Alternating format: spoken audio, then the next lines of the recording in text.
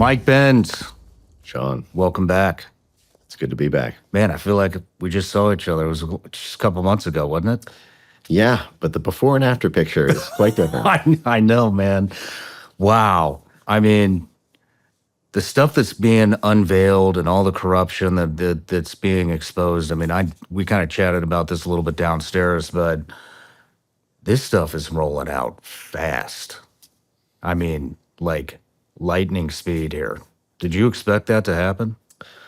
I didn't expect the speed of this. I think once they fixated on USAID, frankly, I think it was USAID's intransigence as the Trump admin and White House were just trying to simply audit things. And it was their reluctance combined with, I think, the scandals and leading up to it that led them to zero in on it. And I think that just because of the pure money outlays and how easy that picture is to understand for Americans, it's now challenging the entire foreign policy establishment, from the operations of the State Department to the intelligence services to the defense establishment. I think it's validated what had been percolating for a long time, which was this weaponization, not just of what the focus was for the past several years of domestic agencies like the Justice Department and FBI against U.S. citizens, but actually our even dirtier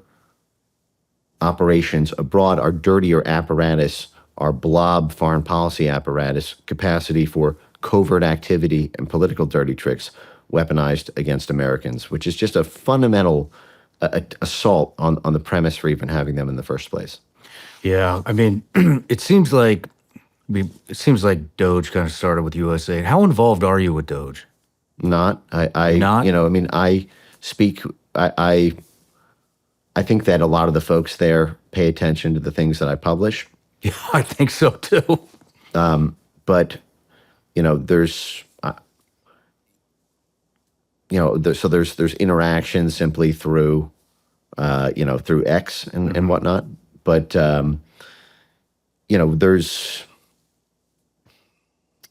they have an incredible job, and one of the things we're confronted by right now in this moment is it's becoming increasingly clear, I think, to the rest of the American population that it's this foreign policy establishment that's been weaponized against domestic citizens.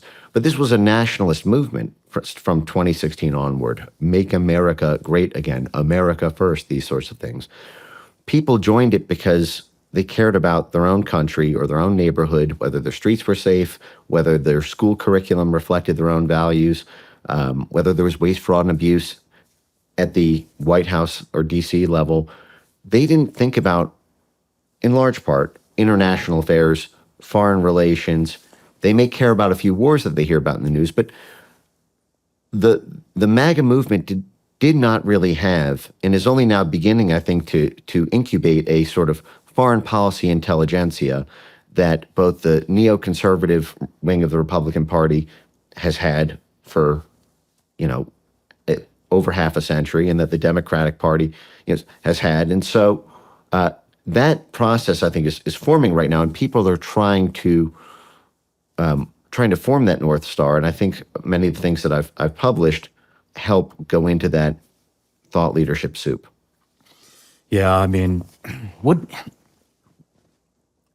I was going to ask this at the end, but I don't want to just pop to my head, so I don't want to forget it. But I mean, you've really dove into the USAID stuff. And so once we get through all of the USAID stuff, which is what we're going to interview about today, what are you going to go at next?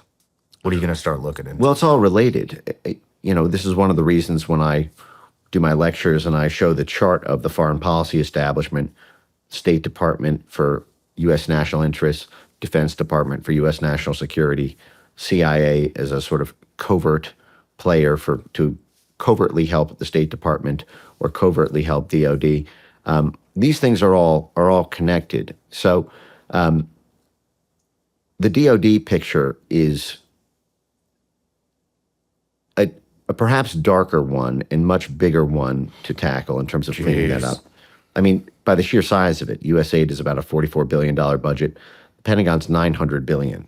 And depending on how you measure it, the black hole in their budget is somewhere between hundreds of billions to 35 trillion. And so, but the reason that I'm so overjoyed that it's starting with the USAID side is because it connects to all those points. I mean, and this is another thing that defenders of the establishment are now uncomfortably trying to find the right way to defend themselves, which is that if USAID is supposed to be humanitarian assistance and billed to the American people as a kind of international charity, why are they working with the U.S. Defense Department? Why are they working with special forces?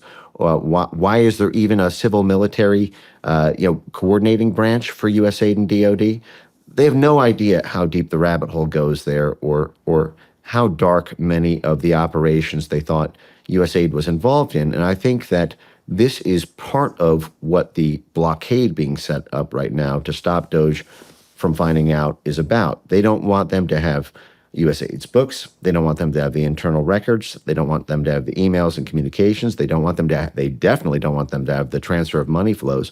This was the sort of thing that even the Senate Foreign Relations Committee, which directly oversees USAID, could not get access to until the present moment. Senator Joni Ernst had an X-Space with Elon Musk where she said when she tried to do oversight, she was threatened by USAID. When USAID ran the Zunzanillo op in Cuba in 2014 and the scandal popped off who approved this, and it turned out it was all in-house at USAID, what Senate staffers said was when they tried to get oversight of this operation along the way, they were told that if Senate staffers found out what USAID was doing, people could die. So they had to shield it from there. So we're opening up a Pandora's box, and that's the threshold question: is how much access to this is Doge ultimately going to get? Yeah. Well, Mike, before we get too in the weeds here, I have a Patreon account. We got a bunch of behind-the-scenes stuff on there. We got behind-the-scenes interviews like what we just did with you. And but one of the other things that I offer them is each and every guest that comes on, they get to ask a question. And so this is from Jimmy W. What warning signs should we look out for now that USAID has been shut down? What are the chances the Republicans will work against Donald Trump with Democrats to just start a new slush fund under a different name? Mm-hmm. So a few things on that. One is, it's true that almost 14,000 employees were laid off at USAID. It's true that the name has been covered up at the building. It's true that all the foreign operations folks have been recalled. I don't know still, as of the time that we're speaking right now, that it's appropriate to say that USAID as a function has been shut down, given that I believe that the grants are still ongoing. There's been a funding pause, but USAID is funded through Q1, and there's going to be a dogfight in the budget about what to preserve, and the plan is to fold it under state. But to my knowledge, an executive order has not been passed formally abolishing it, and even if it did, there'd be the legal challenge, and the bills to abolish USAID are still just born babies in the House and the Senate. And even assuming the closure and abolition of USAID, it is going to be inherited by the State Department. So that function will continue, but under the direct oversight of state. But the warning signs to look for, I think there's no better description of what those warning signs are than what was said by U.S. Ambassador turned legal hatchet man Norm Eisen, I believe in an MSNBC appearance this week, where he called the Trump administration a autocratic regime, and we have tools to displace autocratic regimes around the world in, people-powered revolutions. And this was the man who basically spearheaded nearly every lawfare putsch against Trump world for the past 8 years, for everything from the Trump impeachment to the J6 impeachment to the all of the Ukraine affairs to running a group called Crew, which sued the Trump administration hundreds of times. And he was the former U.S. ambassador to the Czech Republic for President Obama, and even wrote a playbook basically on how to orchestrate color revolutions against populist movements that were rising in Europe while he was, at the Brookings Institution just a few years ago. And he's openly calling on live television to take that same playbook for overthrowing foreign governments and to find a way to implement it here. And the first two things that he said off the top were that this needs to be a legal fight and it needs to be a media fight. So taking it to the courts and taking it to the media for hearts and minds. But what you've seen, one of the warning signs that I'm very concerned about is that a fundamental part of these people-powered revolutions, these so-called color revolutions, is on-the-street action to destabilize countries, which also provides a sort of patina, a predicate to the rest of the world that this is the genuine reflection of the democratic people being underserved by an autocratic government. But it has the benefit of shutting down the country and destabilizing the government because they're between a rock and a hard place. They'll shut down the highways. The union workers will all walk out and shut down industry by going on mass strike. There'll be violent confrontations in dozens of cities, attacking police, as we saw with the BLM riots, even burning down police precincts. And then the only way to really respond to that in order to stop that is through an almost kind of quasi-military scale deployment to physically remove those people from the highways they're blocking, the infrastructure that they're terrorizing. But when you do that, you get hit by the second round of the Color Revolution playbook is cries of humanitarian rights violations, authoritarian crackdowns. See, now we prove they're authoritarian because they've done this. And that's where the international community comes into the picture with joint sanctions, economic pressure. Now they can hold up this crackdown as the reason to do it. And this gets back to the fundamental position we're in at this unique moment in American history where the foreign policy establishment is really, for the first time in a very serious way, having to respond to the will of the people who pay for it, which is that you have this out-of-power network here in the U.S. that is grasping to try to find allies on the Republican side in Congress, but they are now being counter-pressured by folks like Elon and others who are threatening to primary them if they defect. And their strongest allies are a handful of folks on the Republican side in Congress, but most potently the in-power governments abroad that have a similar axe to grind against Trump and Trump world and Trump's foreign policy vision that will be happy to assist in this project any way they can. So what I predict you're going to see is a transatlantic flank attack where you have the out-of-power foreign policy establishment here teaming up with in-power foreign governments, like in the UK, in the UK Labour Party, like across the EU with in-power EU governments, like in places like Brazil with Lula, like in certain governments in Central Asia, and I believe right now they're in the consensus building process of this, which was very similar to what happened when Trump won the first time. I cover internet censorship. It's my primary reason that I crusade on all these other elements. But this played out in the first few months of Trump 1.0. Internet censorship didn't really hit the American people in a very serious way until late 2017, early 2018. What were they doing in the interim time? They were having these consensus building meetings. All the major think tanks were having these. How do we build the coalition? What exactly is going to be our civil society strategy, our legal strategy? Who are friends in the Chamber of Commerce who can put economic pressure on this? How do we build a predicate for this, whether it's counterintelligence through Russiagate or whether it's a democracy promotion predicate that Trump is an attack on democracy?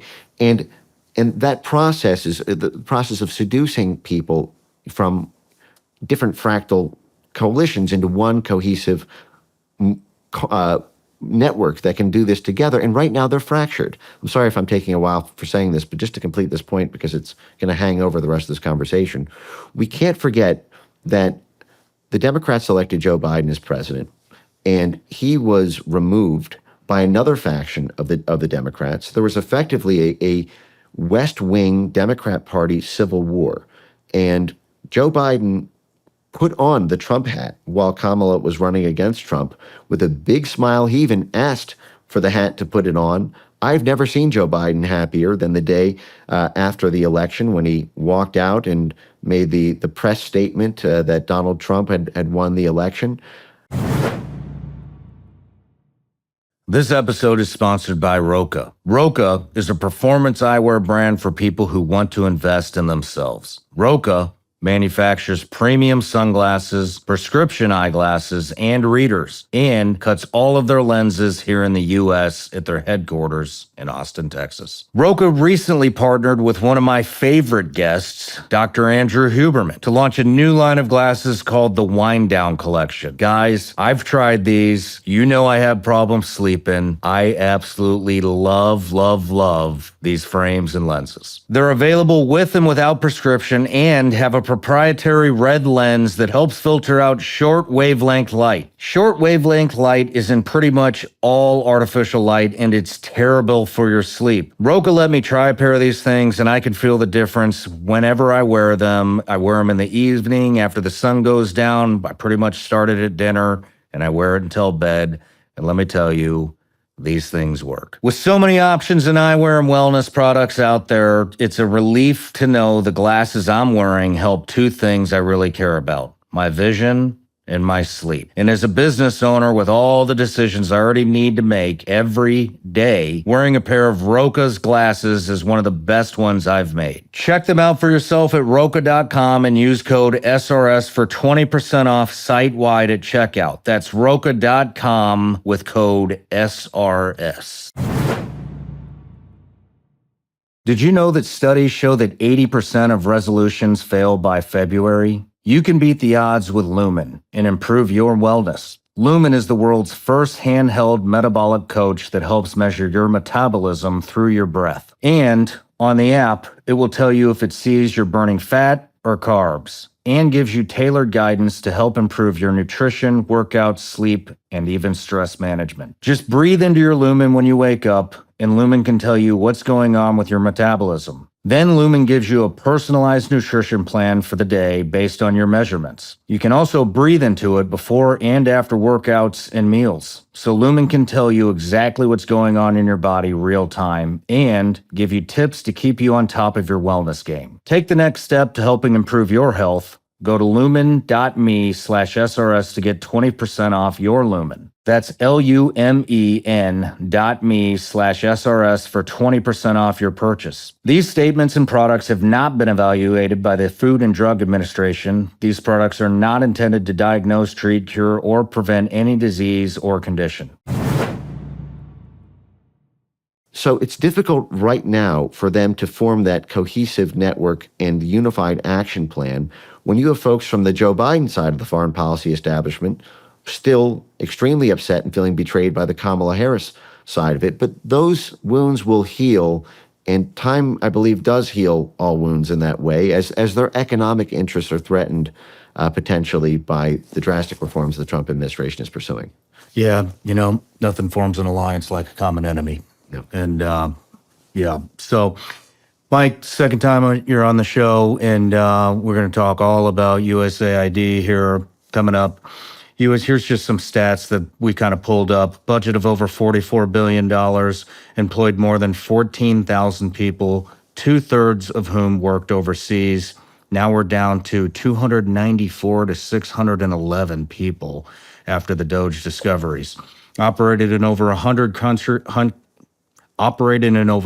countries, primarily in Africa, Asia, Latin America, the Middle East, and Eastern Europe.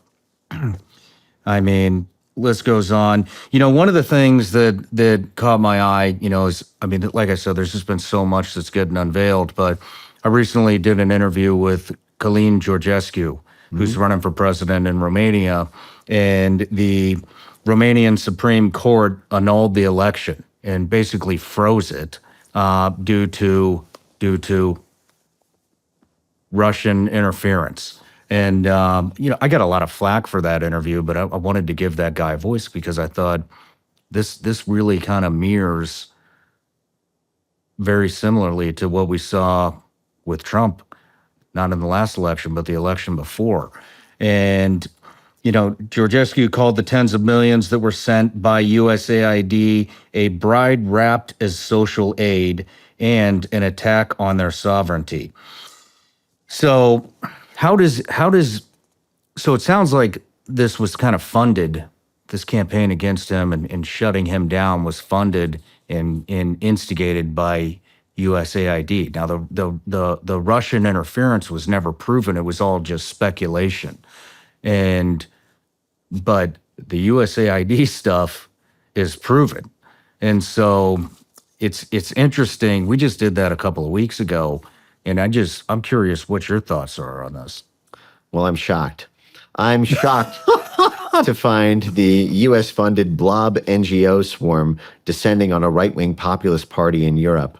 No, of course. I mean, this is the most predictable thing of all time. I mean, Georgescu has been a thorn in the side of the U.S. and U.K. and sort of NATO foreign policy establishment for a number of reasons. The central linchpin of world geopolitics right now is the conflict between Ukraine and Russia.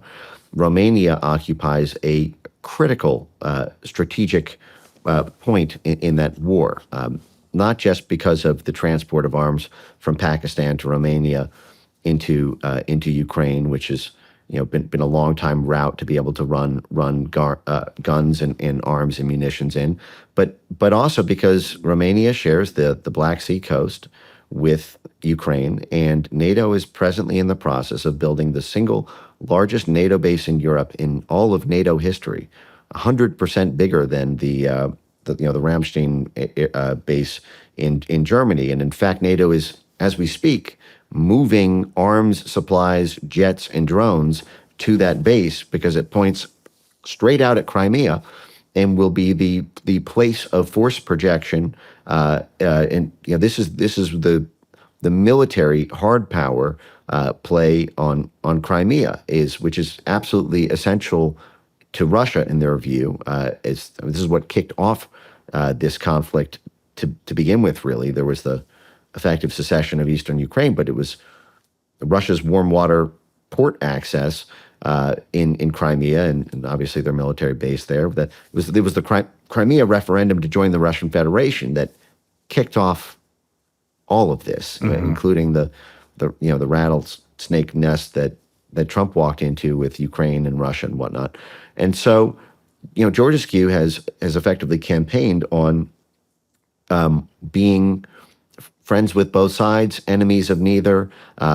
Neutrality, does not want to antagonize Russia by building, the NATO's largest lethal warfighting capability right on, Romania's coast. It, makes Romania a target. Obviously, from NATO's perspective, the moment Russia bombs Romania and extends the fight beyond Ukraine, that would be a major international incident. But the attempt to remove Georgescu is the same thing that happened with Imran Khan. The Intercept published leaked cables. Who is that? Imran Khan was the prime minister of Pakistan.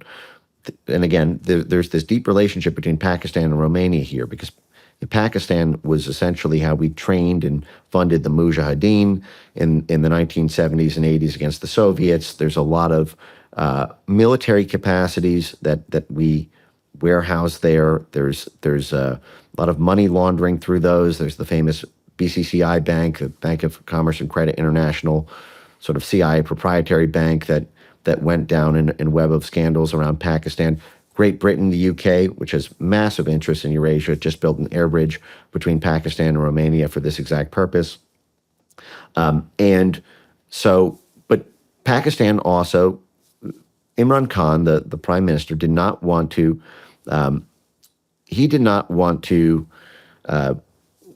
this is shortly after the 2022 Russia-Ukraine military fiasco kicked off. The U.S. and U.K. foreign policy folks thought that, in their own words, when they were effectively bribing the political class of Pakistan, and this is all in the Intercept, everyone can look this up, these leaked cables, it showed that carrots and sticks were offered by Biden foreign policy establishment to parliamentarians in Pakistan in order to oust Imran Khan in a no confidence vote, an impeachment that would take him from power. And then he was arrested shortly thereafter. He's currently in prison, even though he was the wildly popular, elected head of state. And the reason cited by the State Department for carrying out this coup operation was that Imran Khan had taken, quote, an aggressively neutral position, because Khan had said that he will continue to have Pakistan do trade with Russia. He does not want to allow weapons to go to killing Russians. And given how central that Pakistan is in this Pakistan-Romania corridor, George Askew, I see, is the same way, aggressively neutral. But that's all it takes. Mm-hmm. That was all it took for the State Department there. And can I continue just on this point? Absolutely. Really quickly? Going after the courts in order to nullify elections or influence the activities of the elections is the beating heart of what USAID and to a related extent, the State Department, CIA, and civil military folks at DOD do. USAID, it is in their charter to pursue so-called judicial reform, which allows them to effectively bribe and try to rig the decisions of judges and the judiciary and the rise and fall of laws in foreign countries. And USAID made a special project of targeting what they call EMBs, election management bodies, and which are the bodies in countries that adjudicate elections. So, for example, it's our Supreme Court that decided, the Bush versus Gore hanging Chad's, election in the U.S. 20 years ago. In Brazil, the EMB, the election management body, is what's called the TSE. It's basically a subcomponent of their STF Supreme Court. That is the de Moraes Voldemort judge who banned X, seized assets from Starlink, and is basically criminalized pro-Bolsonaro support on Brazilian social media. And they were sought after by USAID. They were USAID. I have their internal documents where they've, in just a few meetings alone, they'll gather together representatives from 12 different EMBs across the world and have USAID basically convince them, train them on what kind of ways to structure the court or what task forces to set up in the disinformation space in order to allow those courts to not just adjudicate the elections, but to be able to effectively criminalize questioning the elections or speech during the election cycle. This is part of how the power in Brazil, of that court expanded to such a huge size. USAID was pumping money into that whole network around that court, pumping up the academic thought leadership, pumping up the legal advocates who were making pitches to the prosecutors and to the disinformation task force itself.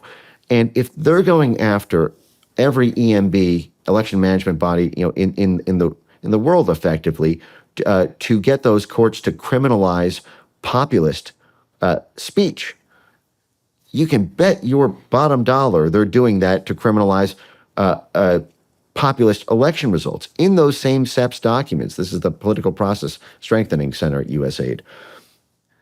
In that program, they define the enemy as populism. They say that part of the purpose is to prevent the evolution of populist thought leadership, because they define right-wing populism as a threat to democracy because it undermines the efficacy of democratic institutions, U.S.-backed NGOs and civil society institutions in the area. Well, guess what George Askew is? He's a right-wing populist, or he's a populist at least, however you want to define it. He is, in their view, the virus that the white blood cells of USAID are custom built to take out. And I just have to stress this point. This was attempted against Donald Trump when he won the 2016 election. When the Russiagate predicate came out about social media interference, everyone can trace the timeline of this and look up the contemporaneous news reporting. When the CIA came out and said there was Russian interference on U.S. social media, and there were Russian bots and trolls and RT and Sputnik were supporting Trump, they tried to get Congress to not certify the election result on the basis of Russian interference in the election. And to my recollection, they got, I believe, almost somewhere between a dozen and 2 dozen, or almost a dozen U.S. congressmen to agree not to certify that vote. Now, it's not nearly enough. You need, there's over 500 people in the House and 100 in the Senate. But if you can get that ball rolling and poach sitting members of Congress here in the U.S. 8 years ago, before they even built up this apparatus to be juiced and as powerful as it's become, think of how much easier that task is, and how far a little bit of money goes a long way in order to juice those networks in Romania. Yeah, that's what caught my attention. Was it seemed almost identical with the Russian interference, and what actually blew him up was a TikTok smear campaign. Right. And the TikTok smear campaign actually resonated with a large portion of the population in Romania, which boosted him up. I mean, the guy spent next to nothing on his campaign and had a tremendous lead. And, one of the things that I spoke with him about in detail is how he does not want that NATO base there. I did ask him, will you be able to stop that? He couldn't answer that, which means, maybe he can't. I don't know. But it seemed like the reason they went after him is because he does not want that base built, the biggest ever NATO base ever to be built in Europe, to include World War II, and it it obviously would it'd be a detriment to the Ukrainian side of the war, and he expressed many times he just wants peace. He doesn't want Romania involved in that. That's not their problem. I think that's the way a lot of Americans feel too. But so I think you hit it. But so basically what USAID is doing is they're influencing their politicians to sway a certain way. Are they also paying off their media? Because they wouldn't platform him. Yeah. In fact, he was not heard other than on TikTok. The day after I announced the interview that was going out with him, they had 250,000 people start protesting in front of their parliament. Yeah. No, absolutely. That's what USAID does. They create the surround sound. This is part of the reason I call it the USAID Truman Show. USAID goes after every single category of institution in the country they're targeting. The media, control over social media speech, the unions, the workers' groups, the judiciaries, the parliamentarians, the arts and music and culture, the universities and the academic institutions, everything. Even folks in the commercial for-profit sector side. What USAID does is it does what it calls capacity building.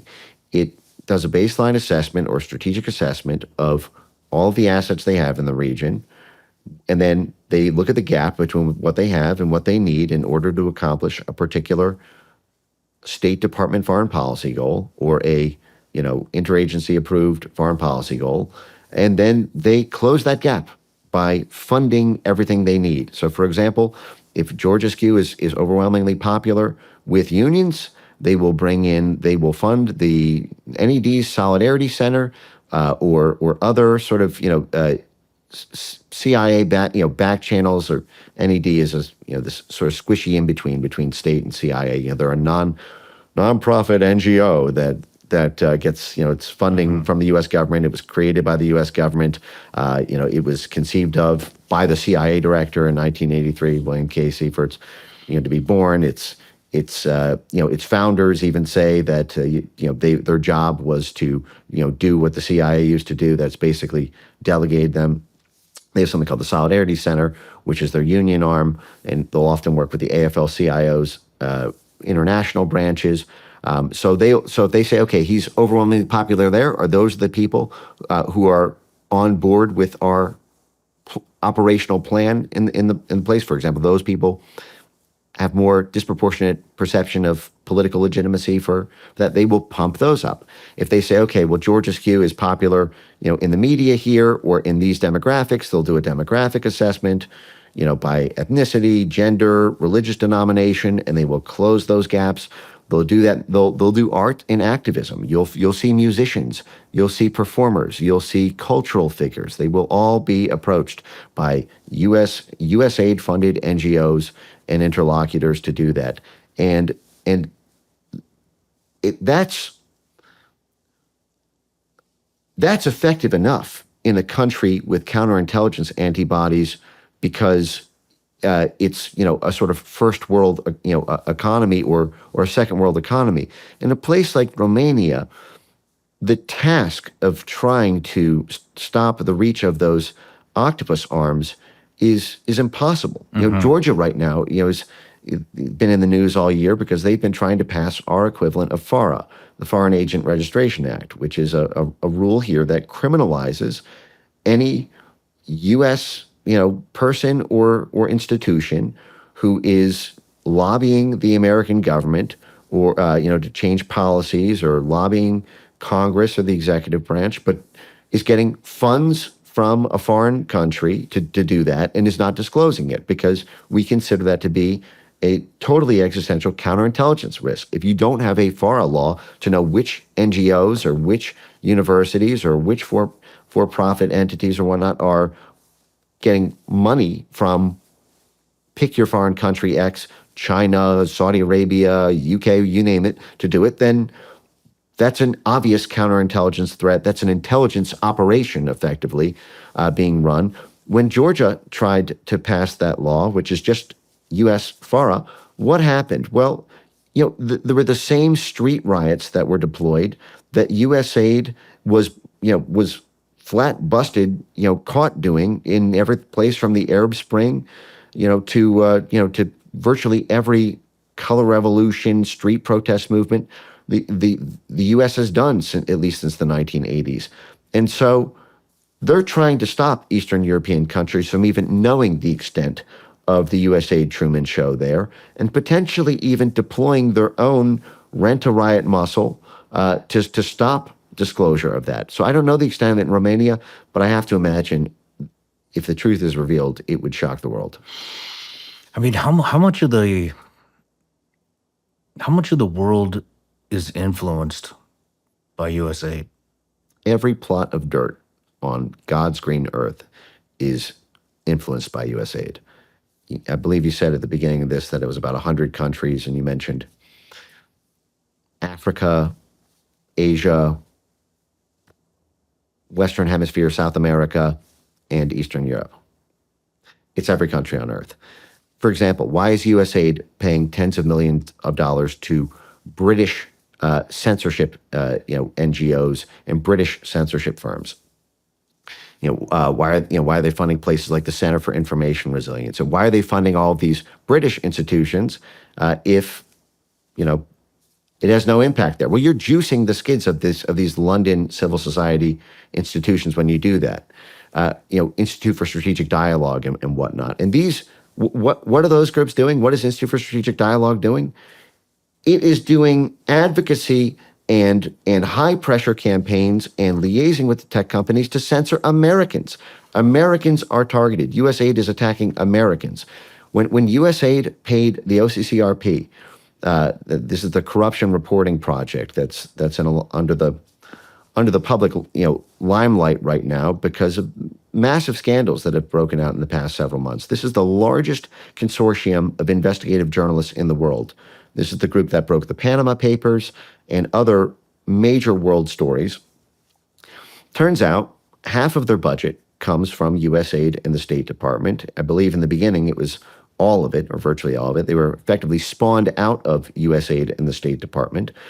The USAID and the State Department have approval over what staff they can hire. They closely coordinate on the kinds of stories or category of stories or workload that they can carry out. On USAID.gov right now, everyone can see this in the Wayback Machine with USAID.gov currently under maintenance, shall we say.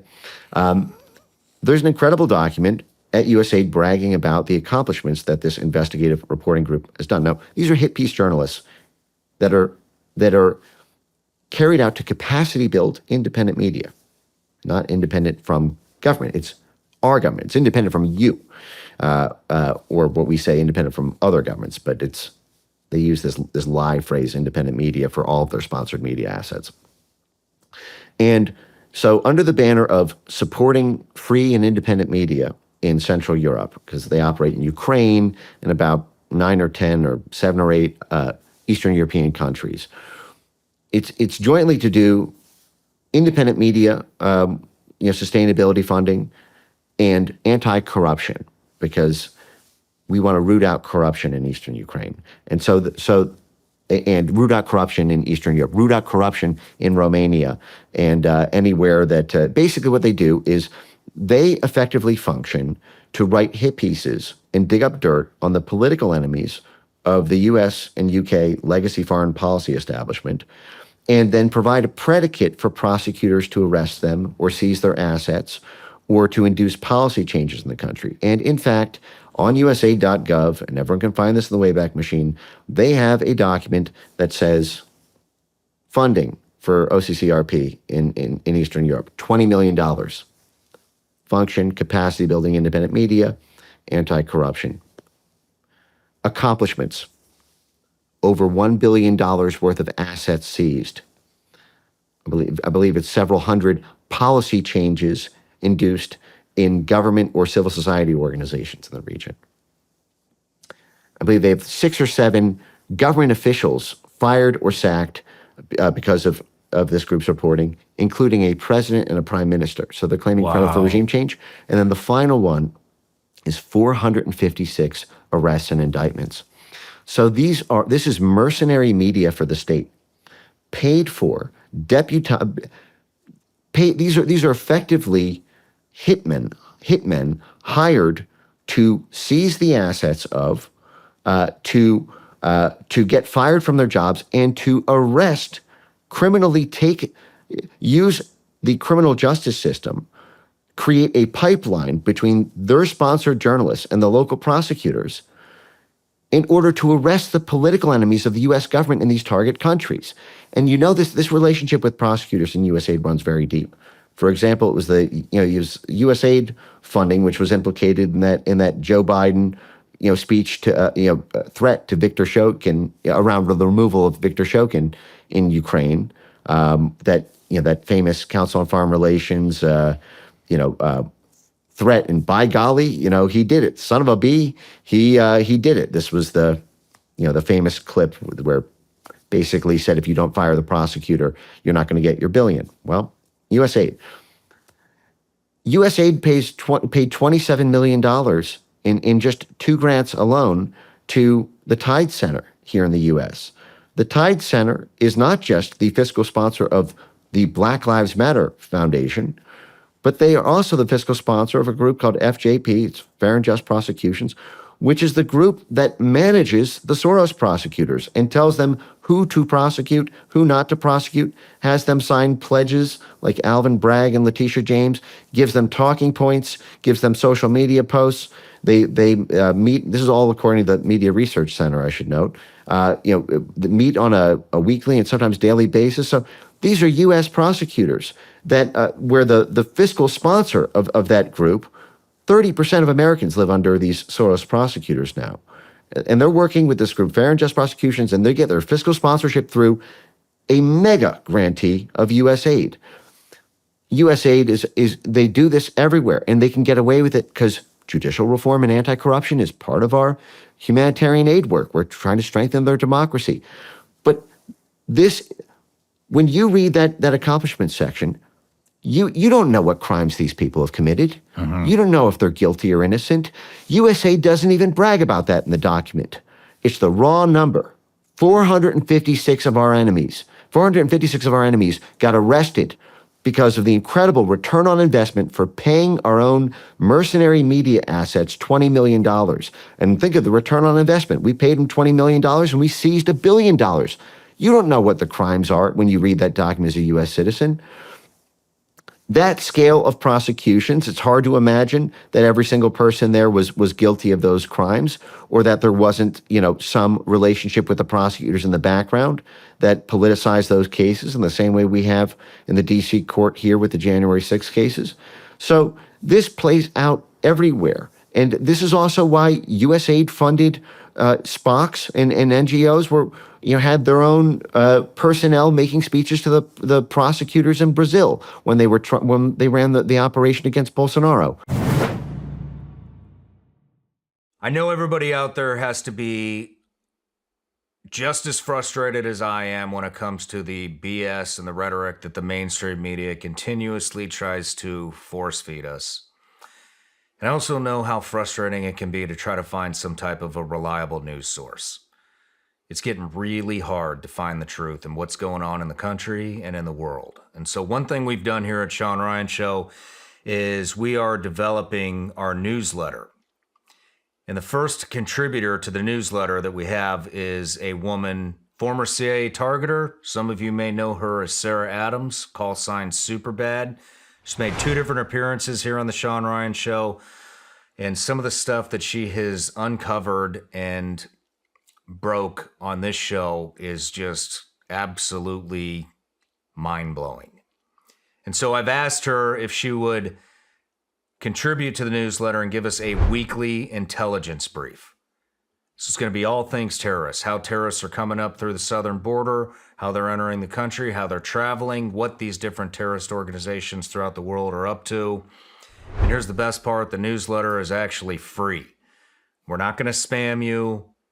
It's about 1 newsletter a week, maybe 2 if we release 2 shows. The only other thing that's going to be in there besides the intel brief is if we have a new product or something like that. But like I said, it's a free CIA intelligence brief. Sign up. Links in the description or in the comments. We'll see you in the newsletter. One of the most important ways to stay healthy is cooking your own food. The best way to start the new year is with a home-cooked meal, and Hexclad makes that easier than ever. Hexclad are hands down the best pans I've ever used. Hexclad makes cooking so much more convenient. I get the performance of stainless steel and the convenience of nonstick in a single pan. They're easy to clean, dishwasher safe, and simple to wipe off after use. They're even oven safe, up to 500 degrees Fahrenheit. The patented hexagon design is durable and protects against scratches, even from metal utensils. Plus, Hexclad products come with a lifetime warranty. They can literally last a lifetime. For a limited time only, our listeners get 10% off your order with our exclusive link. Just head to hexclad.com/SRS. Support our show and check them out at hexclad.com/SRS and tell them we sent you. Bon appetit. Let's eat with Hexclad's revolutionary cookware. Here's something I'd love to tell us Americans to get better at this year. Something that our international friends beat us at in spades, speaking more than one language. And you can get fluent sooner than you think with Babbel. This year, find a whole new voice with Babbel, the language learning app that gets you talking. Learning a new language is one of the best ways to understand the world around you. With a focus on conversation, you'll be ready to talk wherever you go. And if you watch my show, you'll know I've spent a lot of time in dangerous places all over the world. Being able to speak the language was a lifesaver more times than I can even begin to count. With over 16 million subscriptions sold, Babbel's 14 award-winning language courses are backed by a 20-day money-back guarantee. Get up to 60% off at babbel.com/SRS. Spelled BABBEL.com/SRS. Babbel.com/SRS. This year, get talking with Babbel. Rules and restrictions may apply. Visit Babbel.com for terms and details. There's this USAID Truman Show, and it touches everything. You think USAID is not having a massive impact on the government of France and the government of Germany and the government of the UK? USAID pays the Atlantic Council in 2018 in the Atlantic Council's Democratic Defense Against Disinformation white papers. the Atlantic Council with 7 CIA directors on their board, I should mention, funded by the Pentagon and the State Department as well, and had a formal partnership with Burisma, but they're funded by USAID. In 2018, the front cover of their Democratic Disinformation, Defense Against Disinformation, one of their series in this, which was an internet censorship propaganda document and consensus building document so that the Atlantic Council's muscle as NATO's think tank could go out to all of their different grantees and partner networks about who to censor, how to sell it, how to do it, what connections to establish with the tech companies and these governments. The front cover of this, and everyone can look this up, was the so-called Macron leaks in France and the distribution web of basically news stories that were damaging to Emmanuel Macron in the middle of his presidential run against Marine Le Pen, who USAID and the U.S. State Department, this is Western Europe, this is where USAID ain't supposed to be, we're told.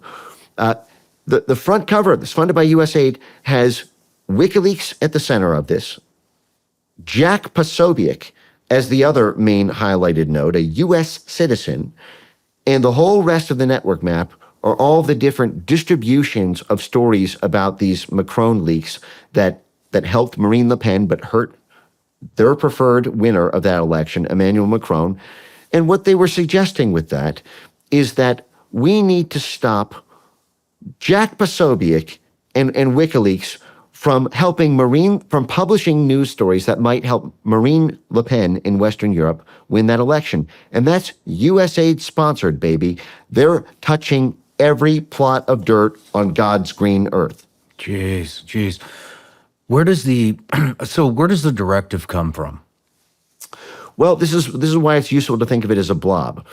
So it can come from several directions, and then it gets consensus built to build the appropriate operations network to carry it out. So, for example, U.S. foreign policy is supposed to be set by the White House through the interagency process at the National Security Council, and it's the State Department who's supposed to be the agency general to steward the execution of those foreign policy and national interest goals. And it's the Department of Defense that is supposed to steward that on the national security and military side. So depending on what you are trying to do, like, for example, let's take the Georgescu Romania example. This could come from any number of directions in terms of how the idea first gets pitched, and also for a couple different tracks in terms of how it gets approved. And sometimes it can be done in a way that's totally rogue. And this is one of the unique capacities of USAID in this story, and why I believe it's important for the Trump White House to shut it down, to abolish it, executive order, congressional act, however, store it under state, and then after passing a series of reforms that we can maybe talk about at the end, if necessary, to spin out a new agency again. But the typical way this will happen is the White House wants to do something, or the Secretary of State, or some sort of thought leadership node within that, or within the National Security Council, pitch the idea, all the different equities that would be involved in it, whether that's the Defense Department, the State Department, the Central Intelligence Agency, supporting functions like FBI counterintelligence or DHS or other Justice Department and other people who would need to know in on that op would all provide their comment and input.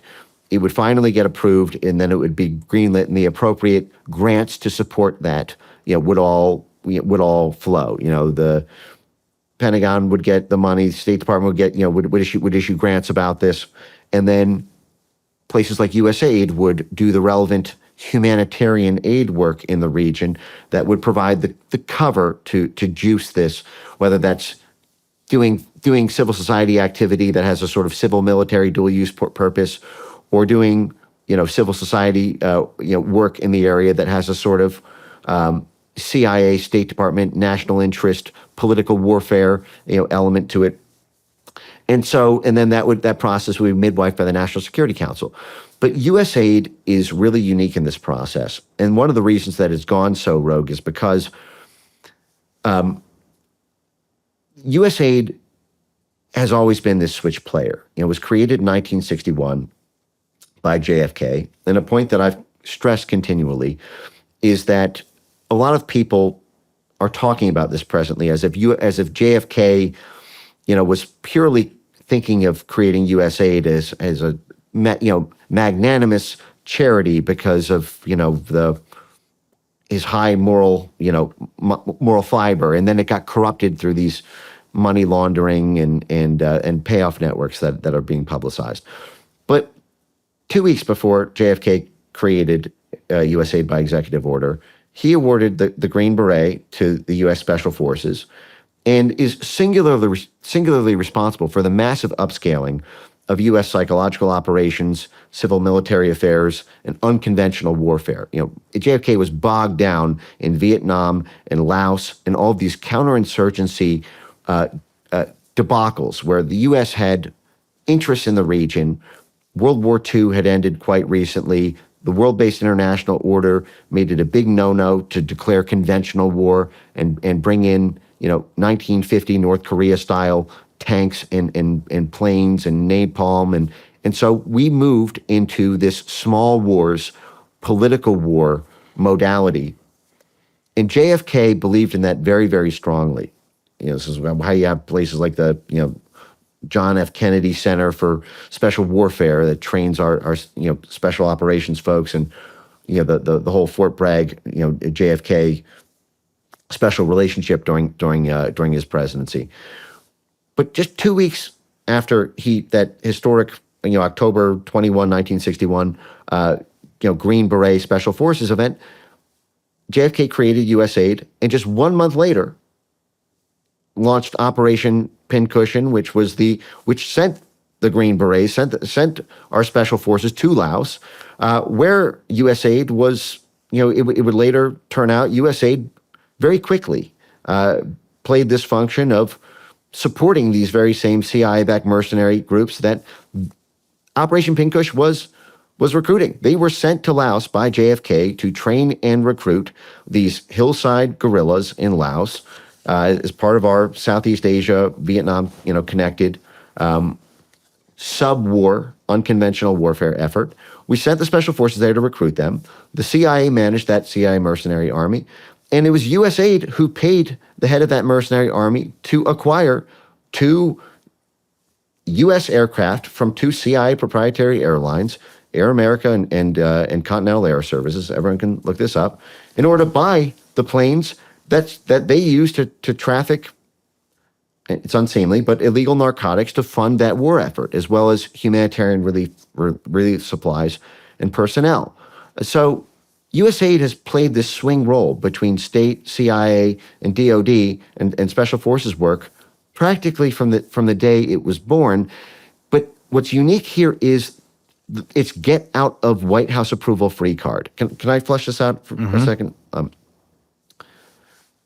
Most of the major CIA scandals of the past 2 decades have not actually been the CIA directly themselves.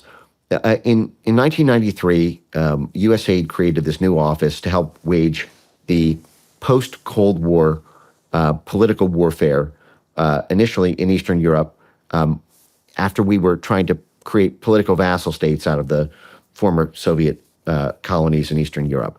And this was called the Office of Transition Initiatives, OTI, USAID OTI.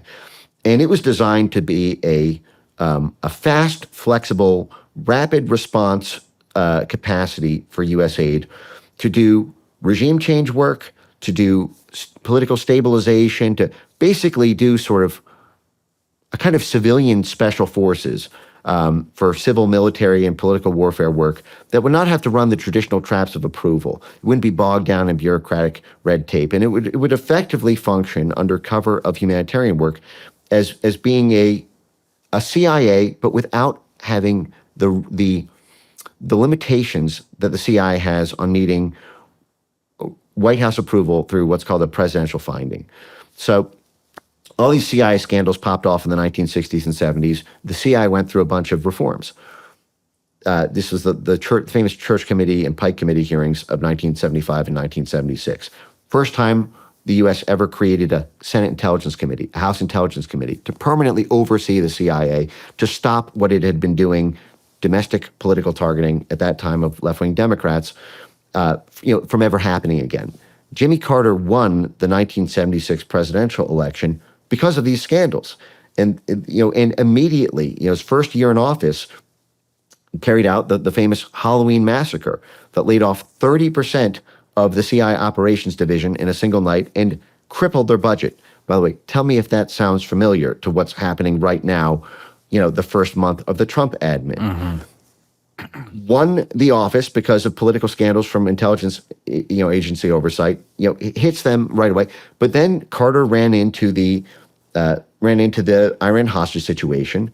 The national security state, the media, Ronald Reagan blamed blamed Jimmy Carter neutering the CIA for having caused that. If we had had the CIA that we had before, the Iran hostage situation would have never happened.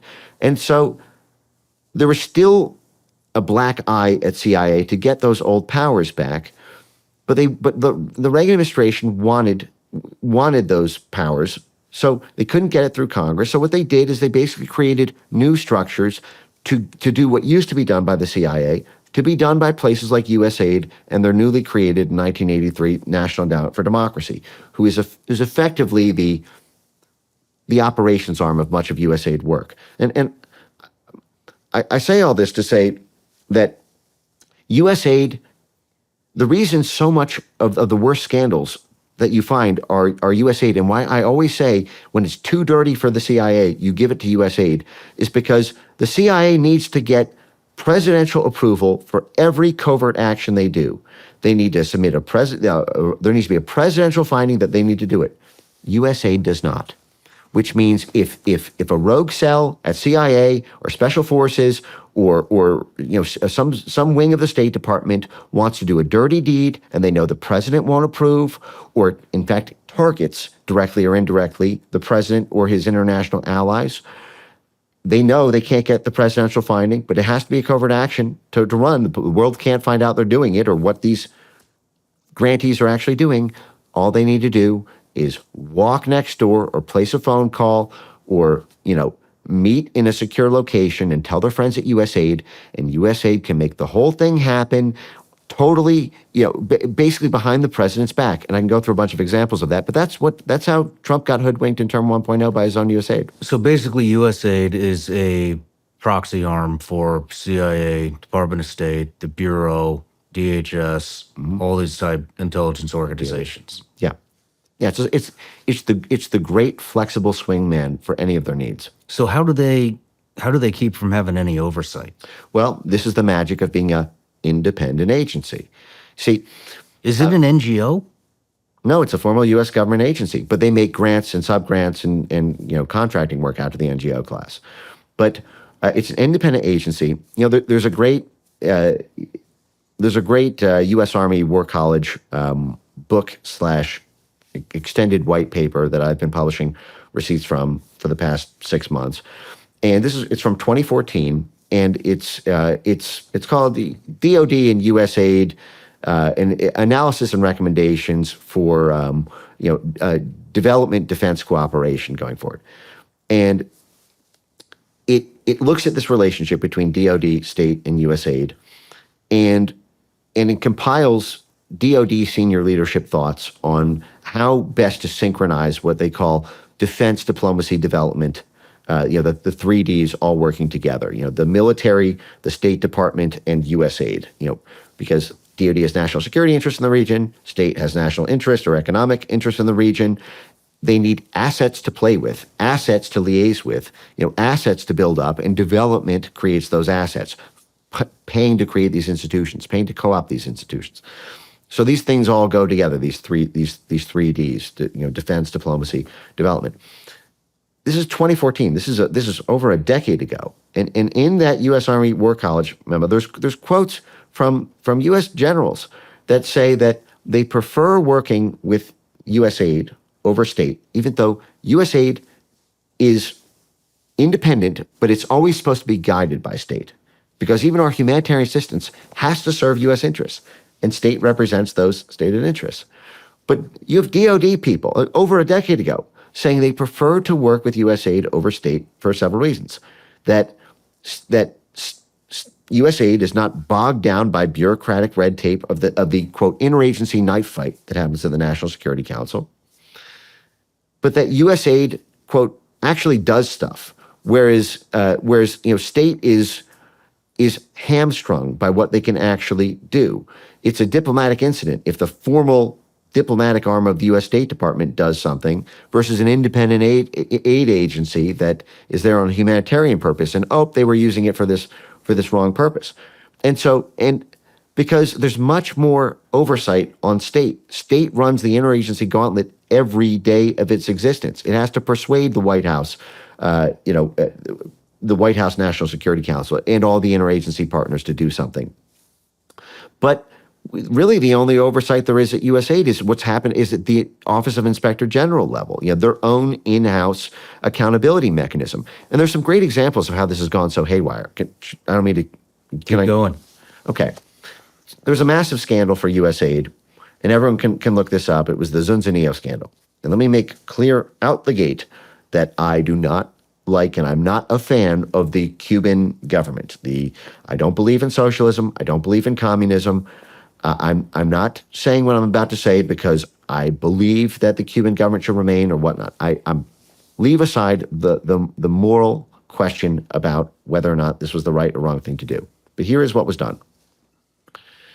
In 2014, a very massive scandal popped off that I think few people today remember. This was during the Biden White House, where USAID took humanitarian funds that were earmarked for Pakistan and used them, we are told, to unilaterally create a social media website in Cuba at a time when Cuba had banned U.S. social media, considering Twitter and Facebook and YouTube and the like to be arms of U.S. statecraft.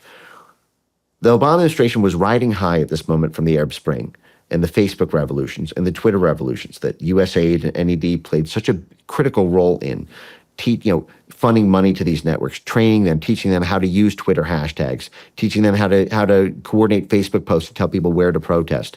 $1.2 billion pumped in by the State Department in Egypt during that time, for example.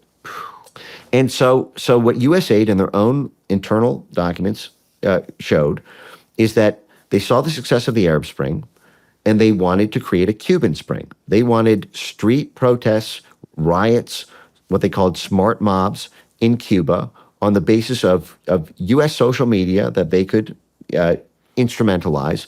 The problem was they didn't have the asset in the region. They couldn't get their social media in.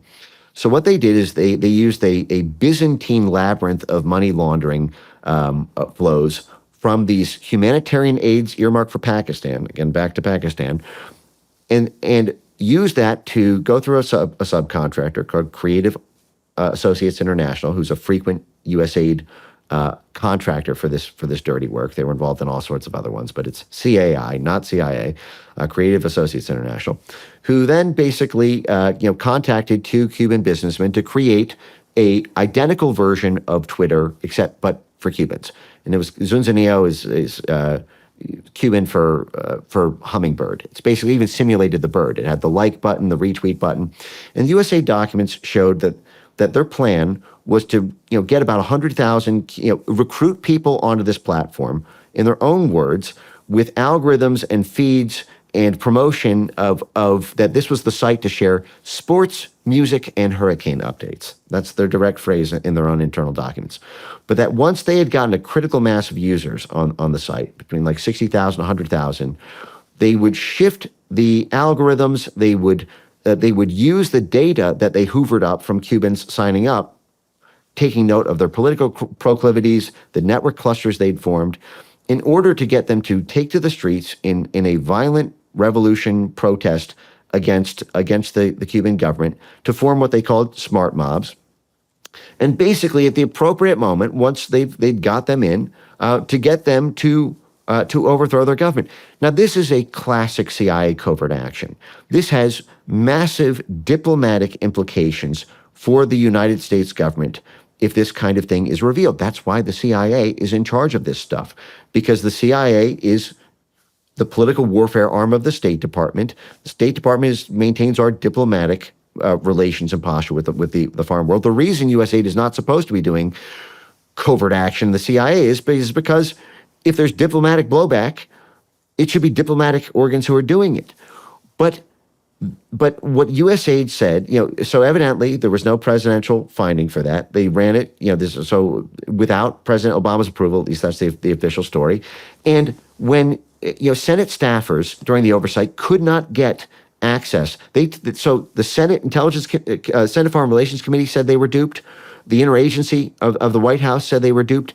The official story, and they had public hearings on this, by the way, I believe in 2014. The official story is that USAID did this whole thing in-house. And they did it because it was so-called discreet rather than covert. That it was not a formal covert action. It was simply discreet democracy promotion work to bring democracy to Cuba. But if they ran that in the Obama administration, imagine what was done. Trump wanted to knock out ISIS. ISIS, according to the previous White House, we have WikiLeaks emails of Jake Sullivan saying to Hillary Clinton, Al-Qaeda is on our side in Syria. And that effectively, ISIS was a useful friend against Bashar al-Assad. Trump wants to knock out ISIS. Hey, how do you fund money to ISIS if the president wants to eradicate ISIS, if you still want to use them as assets in the region? Well, you're not going to get interagency approval if the CIA does it, a covert action. What if USAID does it? And that's how you see all this USAID money flowing to ISIS and Al-Qaeda and Taliban groups. I think they just found $122 million from USAID, to them just this week. I guarantee that number is a lot higher than that. And in fact, Trump's White House, Trump's OIG, who just took over USAID before this recent action, just published a memo where he said, and this is unbeknownst to the entire American public until now, that actually there's a big fat loophole at USAID where their contractors evidently don't need to, there may be a technical, everyone can read that OIG report. John Solomon at Just the News published all of this, but effectively USAID can look the other way because there are no restrictions on their contractors in terms of their OFAC and counterterrorism money flow throughs, or at least there's giant loopholes in them. So USAID can fund terrorist groups and get away with it in a way that no other U.S. government agency can. Wow. I know we're meddling in a lot of elections and media and all that kind of stuff. And I don't necessarily, audience is probably going to kill me for this, but we do have to do that in certain situations. Would you not agree? This is where it gets really dicey, and this is where I'm in a really difficult position. Because we have fundamentally, there are two simultaneous tasks that appear to people who are new to this cinematic universe that are in massive conflict with each other. One is given that this thing broke its sworn oath that it would never be used against the American people, and given the sheer depth and scale of what was weaponized, the American people need to know about it, and massive action has to be taken in order to not just knock it out, but salt the earth and stop it from ever rising again. So you need to go extremely hard in terms of showing the extent of it. On the other hand, this has been, you can make a very compelling argument, the reason that Americans have the standard of life that they do and have the advantages and privileges of the world's most powerful nation that it does. You can make a very, very compelling argument that the rise of America to the preeminent world power in the 20th century would not have been remotely possible without this blob apparatus. I come back to this concept of no blob, no pencils. If you can't even make a pencil in this country unless you have a mechanism to be able to influence foreign governments if they nationalize their graphite mines, or the export of their gum trees in Malaysia, or the ability to potentially make inroads or liaise with or change the minds of unions that go on strike that impact U.S. national interest. This is the reason that our corporations are so powerful. They rely on the battering ram of the blob. In the early 1970s, when in Chile, when there was an attempt to nationalize the bottling industry before we ran that coup. That coup was jointly coordinated, not just between the head of the CIA, but between the chairman of the Pepsi Cola company. Pepsi met with the head of the CIA, Don Kendall, met with Helms, and this is all declassified. You read a great Guardian report, write up on this, or any of the major national security think tanks. Basically, Pepsi's bottling operations in South America were being threatened. The chairman of Pepsi, Don Kendall, arranged a meeting with Henry Kissinger and said, "Hey, we need to stop this from happening." Kissinger then put him in touch with the head of the CIA. Pepsi, the head of the CIA, and the State Department's media mogul in Chile all met to jointly coordinate the best way to take down the government, and take it down, indeed, we did. If you're like me, health and wellness is extremely important to you.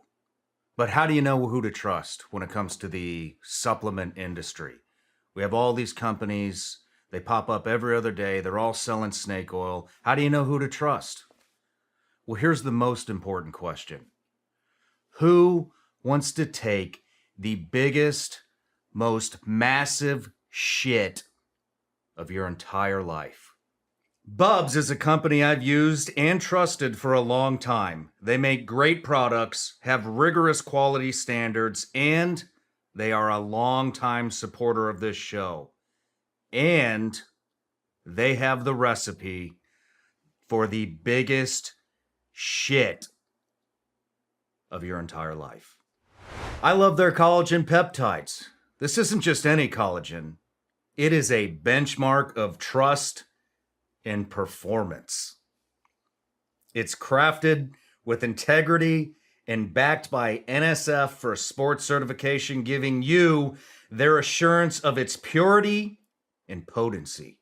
Bubs Collagen Peptides help support your joints, help enhance recovery, and help revitalize your hair and skin. And yes, it will help you stay regular.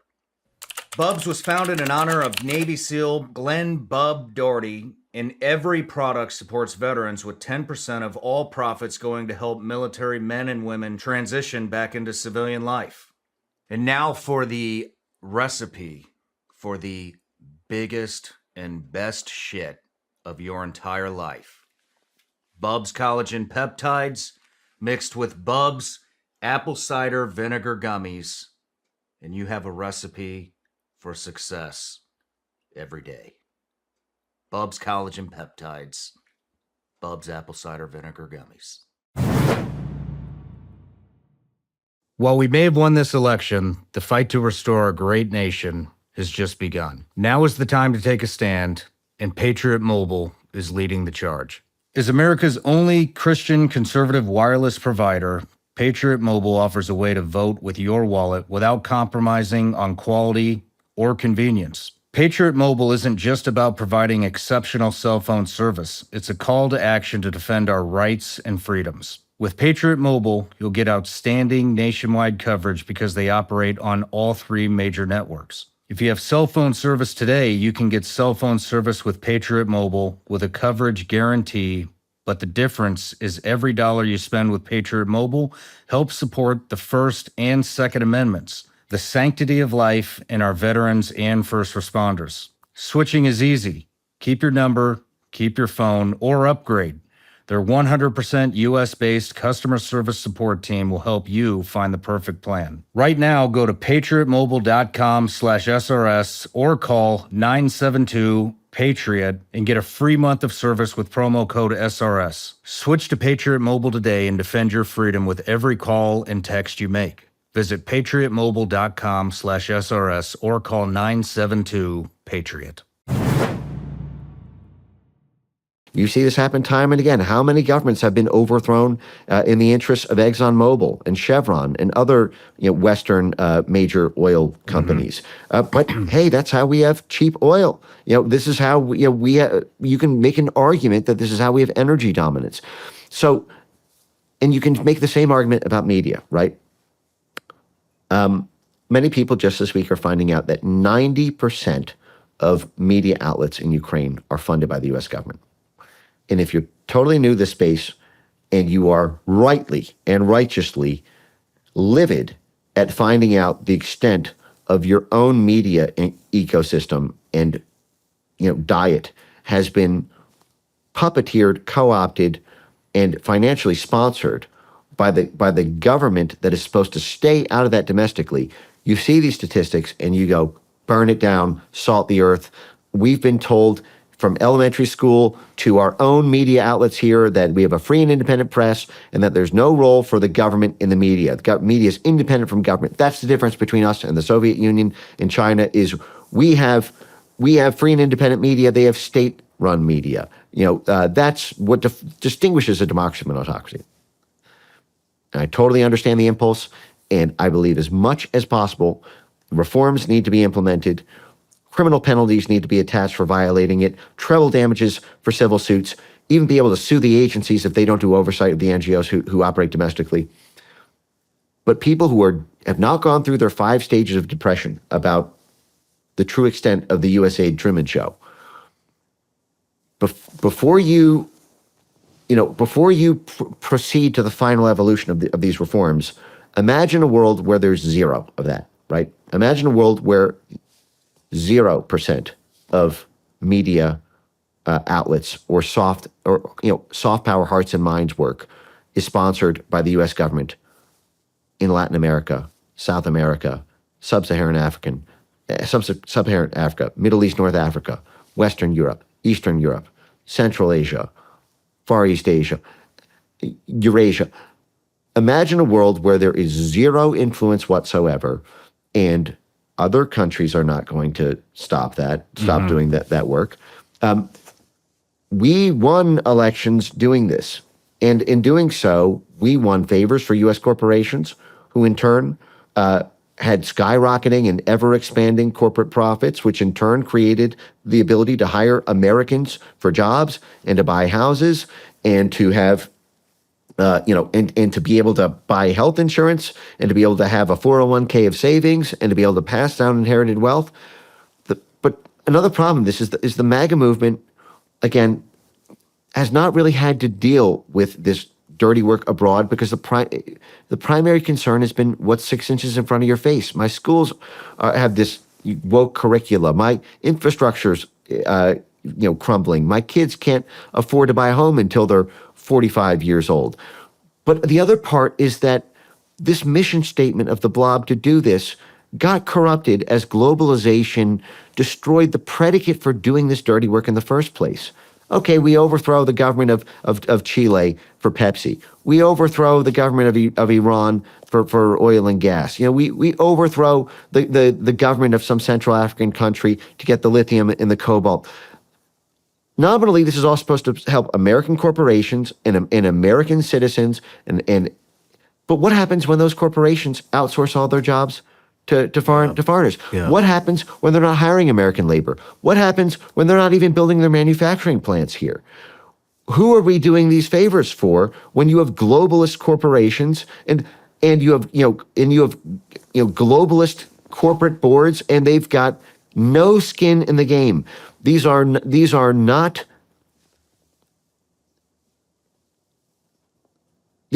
multinational corporations. And most of their export markets are to foreign customers. At this point, most of their labor pools are foreign citizens. Most of their infrastructure, the facilities that they're building. This is how we had the heartland turn into the Rust Belt, is because when you have these steel companies and you have these manufacturing places build their facilities somewhere else, it's not just the citizens, it's the entire regional development that goes away. So this whole concept of Reaganite trickle-down economics, that's what's good for the private sector, is good for the private citizen, has become completely divorced. And this is how you have this rogue blob that is stealing U.S. taxpayer money, citing a sort of Reaganite, economic principle for doing this, trickle down to the American citizens. But when you have this globalist conceit, there's no trickle down. All you're doing is helping the Wall Street and London private equity firms and financial firms and equity holders and huge salaries for the C-suite, the directors and officers and shareholders of this college of corporations that don't even represent the citizens anymore. And there's ways to put firewalls, by the way. And this is what I'm trying to educate the American people about. For example, you shouldn't even be able we're going to make the reforms. Let's assume to the worst of this dirty work, right? Just like we did in the 70s. We used to assassinate people. The CIA did. The CIA had whole assassination guides. Scandals of the 60s and 70s come out. We said, okay, no more assassinations. Okay, we can still do regime change work, but we can't authorize the killing of people in a of a political figure, outside terrorism and a covert action. Okay, well, you can do these for these other rogue activities, but in addition to that, any stakeholder in a State Department operation or a USAID or that's assisted by U.S. Special Forces for great power competition has to meet some threshold of how much investment they're doing on the American soil, how many Americans they're employing on U.S. soil, how many contributions they've made to Americans and the American economy. You can't have this you can't have American taxpayers funding this globalist gut. If this is done for nationalist reasons to help Americans have to be the beneficiaries of that. So this is all part of this. That was my next question is how do we, it is important that we are involved when we need to be in media, in politics, in these companies. And so what I was going to ask is how do we effectively do that now that USAID's pretty much shut down? And so is that what you're saying? They would have to work deals with the international companies to employ. There has to be oversight over the companies that are being funded by USAID. I'm saying that's part of the reforms because people need to keep this in mind as a sort of nascent Trump world foreign policy establishment. There was a Republican foreign policy establishment for the past 6 years, but they've all been the neocon faction that was, represented the McCain, the Romney, the Liz Cheney, the Nikki Haley types. And I'm not even trying to draw a personal beef when I say that. You can make the argument that this is sort of the foreign policy school that Marco Rubio was substantially supported by, and that drew that distinction in 2016 between Rubio and Trump at the time. But I think Rubio, like J.D. Vance, was not a Trump ally, in the beginning either. But, I think that Rubio is doing, frankly, an incredible job so far. But the whole of Trump world is going to need to synchronize, what their North Star is for these foreign policy visions. And I'm trying to say that it's a package deal. The thing about USAID was, because of how flexible it was and because of how dirty it could be, again, when it's too dirty for the CIA, you give it to USAID, and it's been this way for 20, 30 years at least. It was a shortcut. It was a shortcut that could close gaps quickly. And it's also a shortcut, for example, if you're not going to do regime change work, and the highest ROI to be able to secure the petroleum, to be able to secure the lithium, the cobalt, the aluminum, the copper, the zinc, the timber, the import-export markets, the military bases. Well, you're going to need to find other ways to offset the power you've lost by doing this. So, for example, Trump in the oil and gas space, Trump is, you can see a creative way of trying to offset this. Like, for example, let's just say a country who we depend on for petroleum access goes rogue, shakes off the yoke of U.S. soft power in the region, say Azerbaijan or something, and you lose the petroleum because you lost your ability to influence those elections. Well, now you need to offset that. Well, in Trump's case, he's saying drill, baby, drill domestically. So there's ways that you can maybe offset that, or maybe you can find other levers for carrots and sticks that don't rely on tapping into this dark arts sorcery work. For example, I believe one of those things that, just like with banning the CIA's ability to do assassinations after the 70s, is banning social media censorship diplomacy. USAID's huge role in social media censorship. That's one of those assassinations level things that has to be completely banned by law in whatever continuing function USAID has. And any USAID administrator or someone who's caught doing that, there should be criminal penalties. There should be civil penalties with treble damages for every U.S. citizen who's impacted by that. And because this is impacting U.S. taxpayers paying to have this cloak and dagger work target them. There has to be recourse for that. But I'm saying you can create those categories, but it also has to touch the corporate side for the stakeholder group, because otherwise, who are you doing this for? What are American national interests? So, do you think, now that USAID is pretty much, we've cut them off at the knees and we've established that it's pretty much gone rogue. I mean, do you think we're going to see what does it look like without them? Because they did play an important role, in history, in a lot of different things. And so, what are the ramifications going to be now that they've had their legs chopped off? I mean, what do you think some implications might be? I hesitate to concede that they fully had their legs chopped off because of a number of reasons. One is, even assuming so, they're moving over to the State Department. Mm-hmm. Now, what I've been telling, I do all these private live streams for my ex-subscribers, and for 14 months, I've been telling every lecture I've done, I've said, X-ray through every time you see USAID and look, and you have to see the State Department everywhere. They are not USAID. They're State Department. They've always been State Department. There's never been an inch of daylight. Now, they sort of start with that because when you get to there actually is, in the sense that it's a switch player between these other interagencies, and they have more flexibility to do this rogue work than state. But they are fundamentally supposed to be a State Department function. They are independent, but they are supposed to be guided by state. And they only exist to advance the foreign policy stipulated goals set by state. But what difference does it make? Leave aside the flexible covert action under discrete democracy promotion stuff. Leave aside the accountability, get out of White House approval free card aspect of it. What difference does it make to shut down USAID if you move everything over to the State Department? It's a State Department role anyway. Mm-hmm. There was intense debate about whether even to make it an independent agency, because it's fundamentally the State Department. It's the same debate that George Kennan had with his peers in 1948 when they created the function for covert action in the first place for the CIA.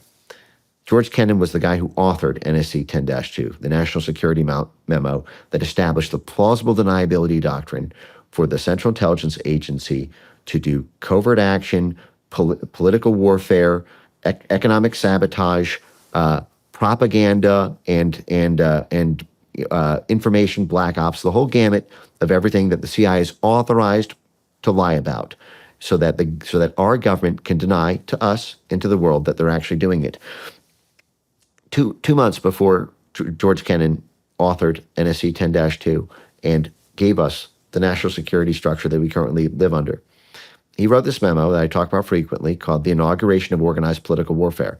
This was on April 30th, 1948. This was 2 weeks after the CIA's first, mostly unauthorized, covert action to rig and influence the course of and ultimately win the Italian election in Italy, which was the first election in Italy after World War II that pitted a U.S.-backed pro-Western candidate against a communist Soviet-backed candidate. And the CIA did all sorts of dirty work in there. They had their assets stuffing ballot boxes, using mafia muscle to shut down opposition meetings. We bought the media in the region. We worked with all the religious groups and the charities. The people involved in that operation, publicly wrote in their memoirs that we would have lost that election if not for the CIA. James Woolsey even defended that regime change operation on Fox News in 2017 when he was asked, does the CIA still, Russia's meddling in our elections. We don't meddle in foreign elections. And he, said, well, we used to do that sort of thing, in Italy and in Greece. And he's referring to this event that I'm talking about. And then he said, and then she says, well, we don't do that anymore though, right? And he goes, well, chuckle, chuckle, chuckle. only in the interests of democracy, basically. But at that point, there was no authorized CIA covert action to do it. They were a spy agency. They were on the ground. They took the reins and run. And ex post facto, George Kennan, 12 days later, says, "Hey, this thing was gangbusters. We just swung the entire course of the Italian election doing this. We need to do this everywhere. And in fact, we need to create the capacity to do this everywhere, even if we don't intend to use it, because this was a real last minute effort last time. We need this capacity in place, our assets in the organized labor, our assets in the judiciary, our assets in the media, our assets in the movies and culture, even if we don't intend to, just in case we ever need to." And he called this the inauguration of organized political warfare. And something like 15 to 20 times in this memo, he presupposes that it's going to be parked at what he wanted to set up inside the State Department called the Bureau of Political Warfare. And that it would be a formal, that what we now call CIA covert activity would simply be another office at the Harry S. Truman Building in Washington, D.C., in Foggy Bottom, not in Langley, Virginia, and it would be called the Bureau of Political Warfare. But he goes over the reason why we might not want to structure it that way. We might want to put it at another agency, which would come to be the CIA. And he talks about how the funding for it may not be able to be disguised on the State Department's books. It may raise too many questions. There may be too much of a, for this sort of covert activity, it may be best, because it's political warfare and it's really dirty and it's huge diplomatic blowback, and State Department, has to report its finances very publicly. And there's, we created the State Department the very first meeting of Congress of the United States of America in 1789. It was the first agency we created. It's ancient. Everything runs through it. So he said it might be best actually to have this done, but it should still work constantly with the State Department. It's fundamentally a State Department function, but perhaps it should be parked somewhere else. And then 2 months later, boom, CIA NSC 10-2 was tasked to do the thing that was originally anticipated for the State Department Office of Political Warfare. The same thing is happening right now with USAID. That's all this is. They're just going to create, and in fact, everyone can read Max Boot, the arch counsel on foreign relations, never Trump neocon, constant voice on the think tank space against all things Trump world. He penned a article, I believe it was during the Trump administration, where he called for this exact same structure to be set up to create, that we should not shy away from this sort of work or hide the fact that we do them. We should create a formal track at USAID called the career track for political warfare, and it should be called a Bureau of Political Warfare inside of USAID, and people should be trained specifically for this function of USAID, early in their careers, and it should not be something that's a big scandal. And so we have a limited personnel pool because nobody wants to say that's what they do. They should be celebrated. We need to turn the culture around so that when USAID can do this, they've got a much bigger and better network to do this. And we're now running into that. So I don't actually see USAID going away when you move it at state. Mm-hmm. Okay. You are inheriting, and this is an uncouth phrase, but I think the visceral imagery is intended to make this stick. Closing the Ronald Reagan building and moving all of those funds, if it's $1 billion in overhead, if you keep all the grants and move that $43 billion into the State Department, the State Department just inherits a USAID herpes infection. It's the same problems. It's this tumor, this growth, this permanent flare-up that now it's just, there's no difference between, other than the structural and that allows you to get away from oversight, which is what I'm saying. But frankly, there'd be no difference if you shut down Langley headquarters and you created a Office of Political Warfare at state to do that. If you shut down USAID headquarters and created an Office for International Development at state. Now, you're making Marco Rubio at that point the most powerful Secretary of State in American history when you do that. But fundamentally, the problem was there was not oversight or repercussions for wrongdoing and rogue activity at USAID.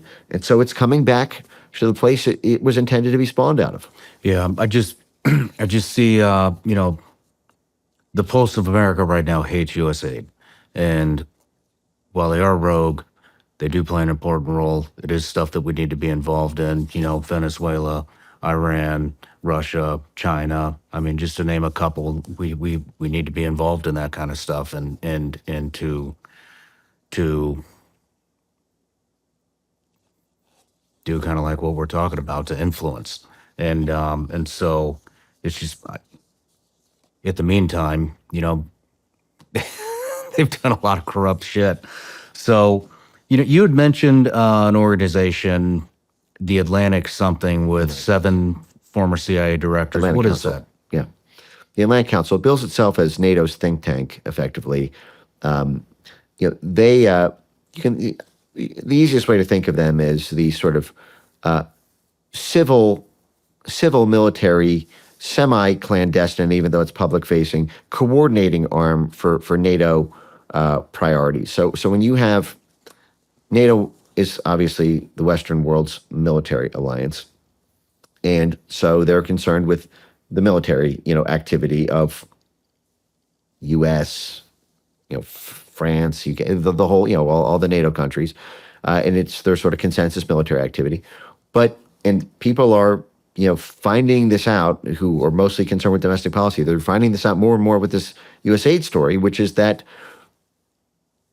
a huge and sometimes the most important and dispositive element in military work is actually the civil affairs, is actually the political and civil society topography of the target country and its regional partners, allies, and adversaries. And that oftentimes it's that the political which determines the military result much more so than the military activity itself. We're seeing this, for example, with Georgescu, right? NATO wants to build the military base right there and just point like a gun out at Crimea. This will obviously put the people of Romania, put a big fat kick me sign on their back from Russia the moment this goes operational. Okay? Well, NATO doesn't want that to happen. Could NATO roll into Romania right now and run a Yugoslavia run back like 1995 and 1999, and Georgescu gets elected, gets elected head of state, decides to cancel the NATO air base, kick everyone out. Kind of a diplomatic incident if they roll in and napalm raid, from fighter jets and drones, the sitting government of Romania, just because they ran that party won the election and decided to cancel a military base. So the military can't do that directly. What they need is the civil military. They need the civil side of military operations to make that election result not happen. And you see the same thing. It's not just always about tilting elections. Sometimes it's about the passage of a law. For example, Ukraine, there was a lot of tense debates about the post-2014 Maidan Revolution government's in Ukraine's stance towards the Russian half of the country. The Russian ethnics, the Russian-speaking portion part of the country, the representation of the Russian side of the story on Ukrainian TV or on social media or culture or the religious issues around the Russian Orthodox Church. Well, every bit of pro-Russia institutional affinity link that's cleaved out of Ukrainian politics or civil society helps further achieve the NATO goal of folding Ukraine into NATO and of helping Ukraine at that point militarily achieve reconquest of the breakaway Donbass and Crimea region. And so, but the problem is if Zelensky didn't want to do that, for example, in May 2019 when he took office, or April 2019, if he didn't want to do that, it would kind of be a diplomatic incident for NATO if they ran strafing air raids over Kiev until he promised to kick the Russian language off of Ukrainian TV, effectively ban or place extreme limits on the Russian Orthodox Church influence. If he defied the IMF and its privatization plan for Ukrainians' energy assets. NATO wants that done, but NATO can't be the one to do it. They can't have their fingerprints on the gun. So what they need is a sprawling civil military whole of society capacity to have that political result achieved, but have it come from the civil institutions in and around that. And that's how you have the scandal of things like the Red Lines memo. 70 U.S. government-funded NGOs, all signatory to the USAID funded, as well as NATO funded and U.S. State Department funded Ukraine Crisis Media Center, crisis management. This is the U.S. and NATO funded umbrella arm. We talk about this 90% of Ukrainian media. Well, a lot of this is run out of these centralized U.S. umbrella groups that coordinate the media surround sound of all these different NGOs and media organizations. And one of the major ones is called the Ukraine Crisis Media Center. Well, I've talked about this before. 1 month, Zelensky takes office April 2019. In May 2019, the Ukraine Crisis Media Center issues Zelensky a Red Lines memo saying that that Zelensky will suffer political instability if he crosses any of the 25 listed below red lines that touched Zelensky's ability to negotiate with Russia about energy affairs, negotiate with Russia about security affairs, block the privatization efforts of major Ukrainian industries, deviate in any way from the path to accession into the EU, into the NATO and surrounding EU bodies. It had a section for their education, for their culture, for their language, for their media, for their energy policies, for their security policies. It's not just the USAID Truman Show in terms of what us as civilians think are organic institutions, but are in fact, USAID proxies. It's the policies of sitting governments. Zelensky only became the head of state for Ukraine because of the political instability this very same USAID network inflicted on Viktor Yanukovych. However you feel about him, I'm not even opining an opinion, but the fact is he was run out of office in a rent-a-riot operation where all of the major groups involved were USAID funded. So, easy come, easy go. And what they're saying is, twice in that memo, the top line of it says, these are red lines, cross them, instability. They say it right again in bold in the memo, right before the 70 signatories. Message received, but NATO can't say that directly because, hey, that's an attack on democracy. If NATO says it, we're supposed to have a civilian-run government. So you need a civilian front for the military consensus. That's why the U.S. Department of Defense pays over $1 million a year to the Atlantic Council and why they have 7 CIA directors on their board to juice the capacity to create this civilian front for a military monster. Interesting. Let's move into some domestic stuff with USAID. What is the relationship with USAID in our universities like Harvard? Yeah, well, USAID does grant funding. USAID builds thought leadership. So academic universities function as a kind of super turbocharged NGO. They are 501c3s. They are nonprofits, just like the NGOs are. They are not for profit. You can give them a lot more money without the unseemly blowback of looking like USAID is picking winners and losers in private sector, private sector partnerships. And so USAID funds research grants. USAID, funds departments and centers and institutions in order to make all of these things happen. So, for example, with the Wuhan lab, how did USAID end up paying, like $15 million effectively to the Wuhan Institute of Virology to create bat-borne jump from animal to human gain of function SARS-CoV-2 Frankensteinian freak monster viruses. Why are there USAID fingerprints on that work? Well, it's because it's run through universities who then put the pass-through funding in order to do that. That money initially went to, for example, I believe it was UC Davis. It was, the University of California. Then it went through to EcoHealth Alliance, which is, this famous, it was EcoHealth Alliance was famous for its, I believe, NIH and HHS grants. This was the famous case of it being barred after the revelations of the past few years. I believe EcoHealth Alliance is now barred from being able to get future grants. But they got it as pass-through money, and then they passed the money.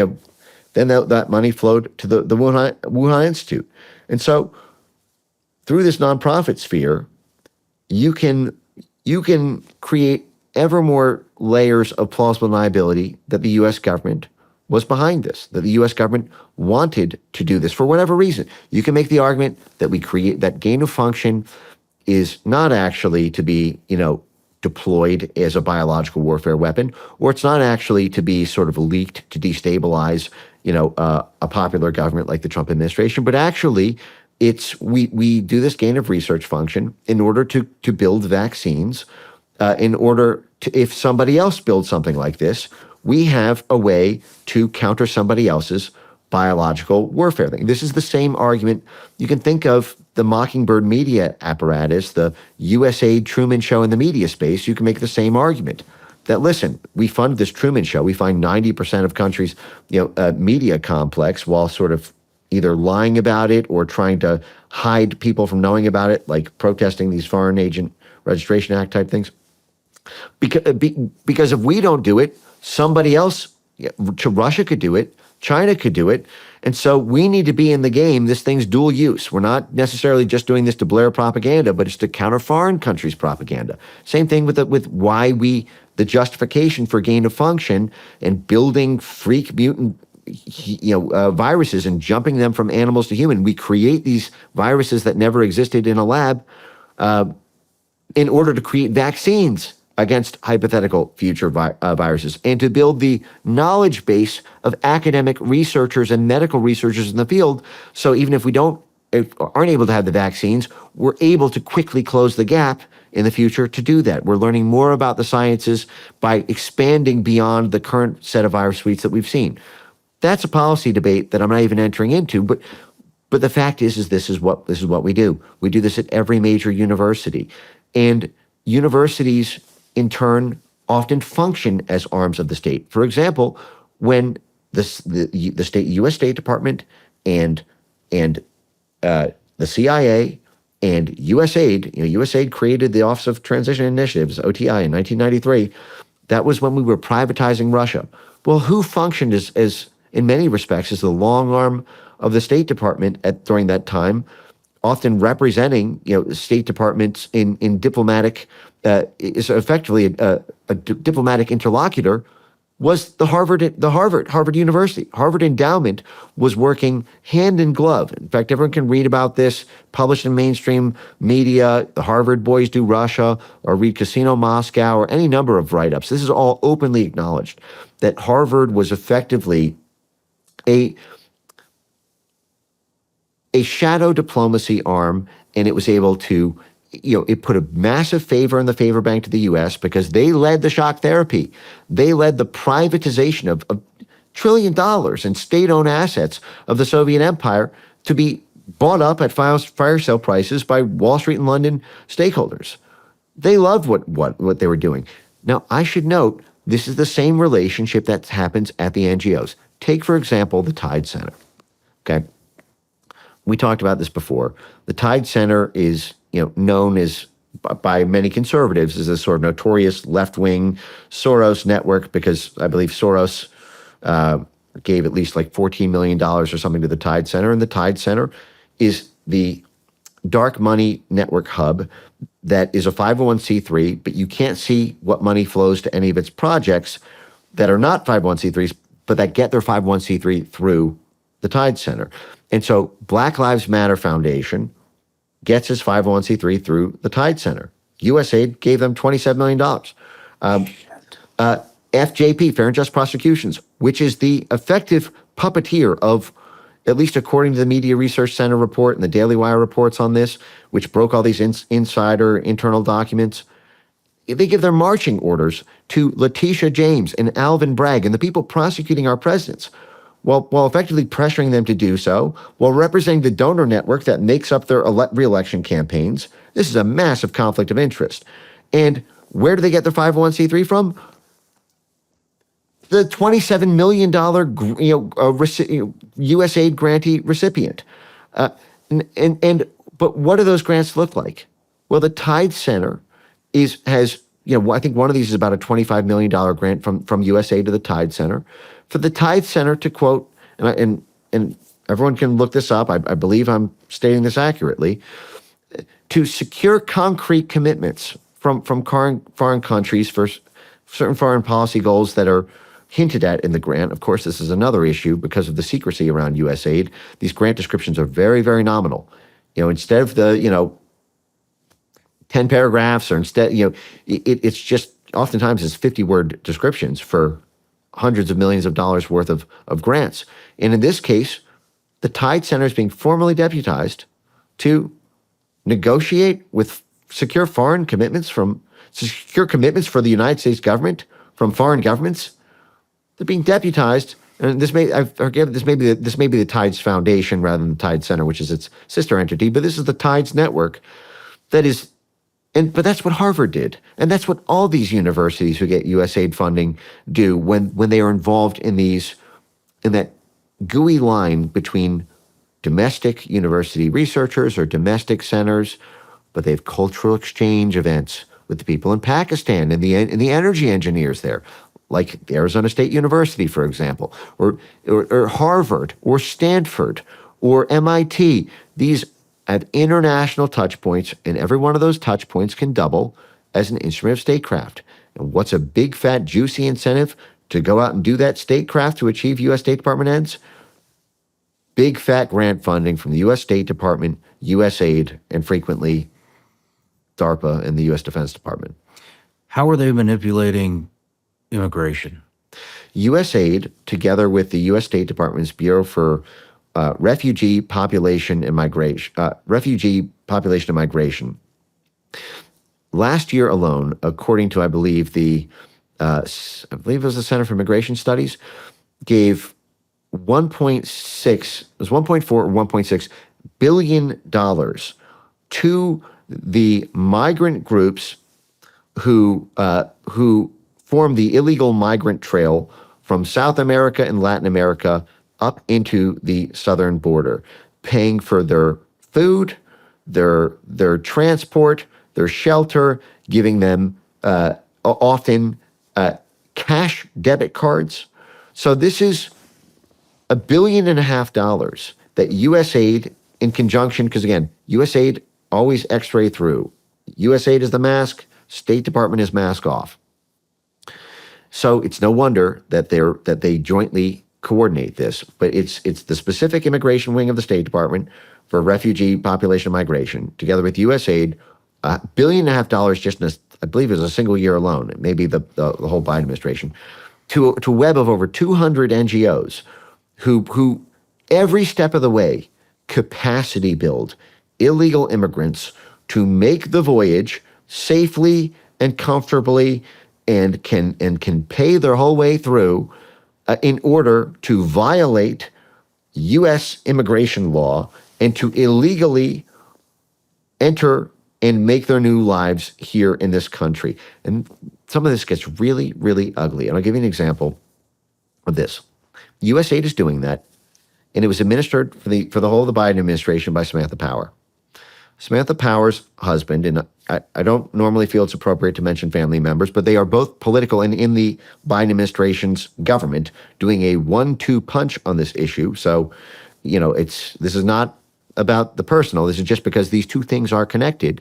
At this hour, I'm Christina Owayo in Dallas, and here are your top stories. The ex-chief of the USAID, Samantha Power, reportedly experienced a spike in her net worth during the time she served as the chief of USAID, the organization that oversees hundreds of billions of dollars in global funding, and is now under intense scrutiny from DOGE audits being conducted by Elon Musk and his team.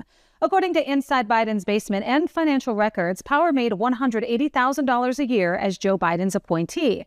In those 3 years, her wealth jumped from $6.7 million to a whopping $30 million, leaving many on social media questioning how her net worth made such a significant jump in such a short amount of time. Cass Sunstein was a very infamous figure in conservative world for a long time because he was the author, I believe in 2007, 2008, of a famous white paper called Conspiracy Theories, which made the argument that the U.S. federal government needs to infiltrate the online space and infiltrate the cognitive intelligentsia of alternative movements. At the time, he was concerned about things like 9/11 conspiracy theories on YouTube, undermining the diplomatic posture and standing of the United States and our military posture. If these theories gain steam, it would massively degrade the ability to wage war in Afghanistan and Iraq and build an international coalition. And so he made the argument, and I'm not weighing in on this, by the way, substantively, but this is simply what he said, and everyone can look this up. This is Samantha Power's husband, who then joined Samantha Power on the other end of this. Actually, maybe I'll start with that side of the story. He moved over while Samantha Power was head of USAID, running this program, spending $1.5 billion to fund illegal immigrants to make their way from foreign countries into our country illegally. DHS is responsible for managing that and stopping that and catching them. Cass Sunstein moved over to DHS in order to help run the immigration policy, where he was basically a senior advisor on immigration policy around the open border that left the whole thing open. So you have the 1-2 punch. Samantha Power is funding the machine so that they all get here. And, her husband is a DHS, creating and popularizing and implementing the policies that make sure there's catch and release and the whole thing's open and we can't do anything to stop them once they get here. So, interagency approval, you might say, but it's all in-house right there. But the other part of this gets back to the role of USAID in psychological operations and why USAID needs to lie about what it does abroad and why it needs to lie about what it does to our own oversight organs and the people, the U.S. citizens who vote for it. So Sunstein writes this, conspiracy theories thing, and he argues, whether you agree with it or not, a lot of people would never even think about that, when they're considering the merits of such a thing, that these things, if they gain steam, have massive diplomatic implications. You're going to convince France to, contribute to the war effort. You're going to convince Germany and the UK, or, while they see things on YouTube that make their own parliamentarians or prime minister, question the predicate for it. You can understand the national security impulse to want to do this work. I'm not saying that's the thing to do, by the way, believe me. But so it was called Conspiracy Theories, this initial paper, and it made the argument that the U.S. federal government needs to develop a new capacity to infiltrate these movements and develop methods to either neutralize them or reroute their cognitive thought leadership in order to avoid the outcome that results in free and unfettered alternative media popularizing ideas that could undermine the workings of the State Department or the U.S. military. Then quickly thereafter, he writes a book called Nudge. Nudge is basically the holy Bible for the censorship industry. It's basically required reading for anyone who wants to have a career in countering disinformation, or disinformation studies, if you will, or information integrity, or digital resilience, or media literacy. This is the sort of, it lays out the gospel. And it's called Nudge because it's a book about how to get people to do things without top-down coercion, the appearance of autocratic coercive control, but getting them to do it anyway. How do you, instead of shove people to do it, because that's what Russia and China do, nudge them. Find a way to get them to do it without your fingerprints being on it, without it drawing the same critiques that would have if the Russian or Chinese government decide to do this. And what it's about, it's about creating this kind of whole of society surround sound. The State Department wants to do it, DOD wants to do it, CIA wants to do it, USAID wants to do it. Okay? We don't need to make it formal government policy. We don't need to throw people in jail if they do it. We need to create, and Nudge itself was primarily about the behavioral role of this, but also the behavioral psychology behind this, but also about the role of institutions in making this happen. But what you do is instead of doing top down, you astroturf a bottom up, and you create a middle out and a whole society. You want people to feel like their lives will be over if they challenge it, but you can't criminalize it. We have a First Amendment. Well, what if you raise the costs of that behavior? It's incentives, it's carrots and sticks. How do we heighten the cost of doing that? What assets do we need in civil society in order to achieve this? Well, if they're deplatformed, they can't access their wedding photos and baby photos because they're kicked off Facebook, or they see a friend of theirs was and can no longer DM with grandma because they posted about, hey, these vaccines may have come from the Wuhan lab, or these vaccines may have been funded by, the U.S. government, or they might not work, or we shouldn't go through with a mandate. We don't want to throw people in jail for that yet, maybe, because a lot of these same folks have now started to talk about, well, maybe the fundamental problem is the First Amendment itself, and that's why they are all working with the EU and the UK and foreign governments like Brazil to make this happen. But okay, so get the social media companies to demonetize them, deplatform them, do algorithmic suspension. Okay, that's one thing we can do. What's another thing we can do? Well, we can do defamations and lawsuit. We can use lawfare, and we can make high-profile cases of this. And there were,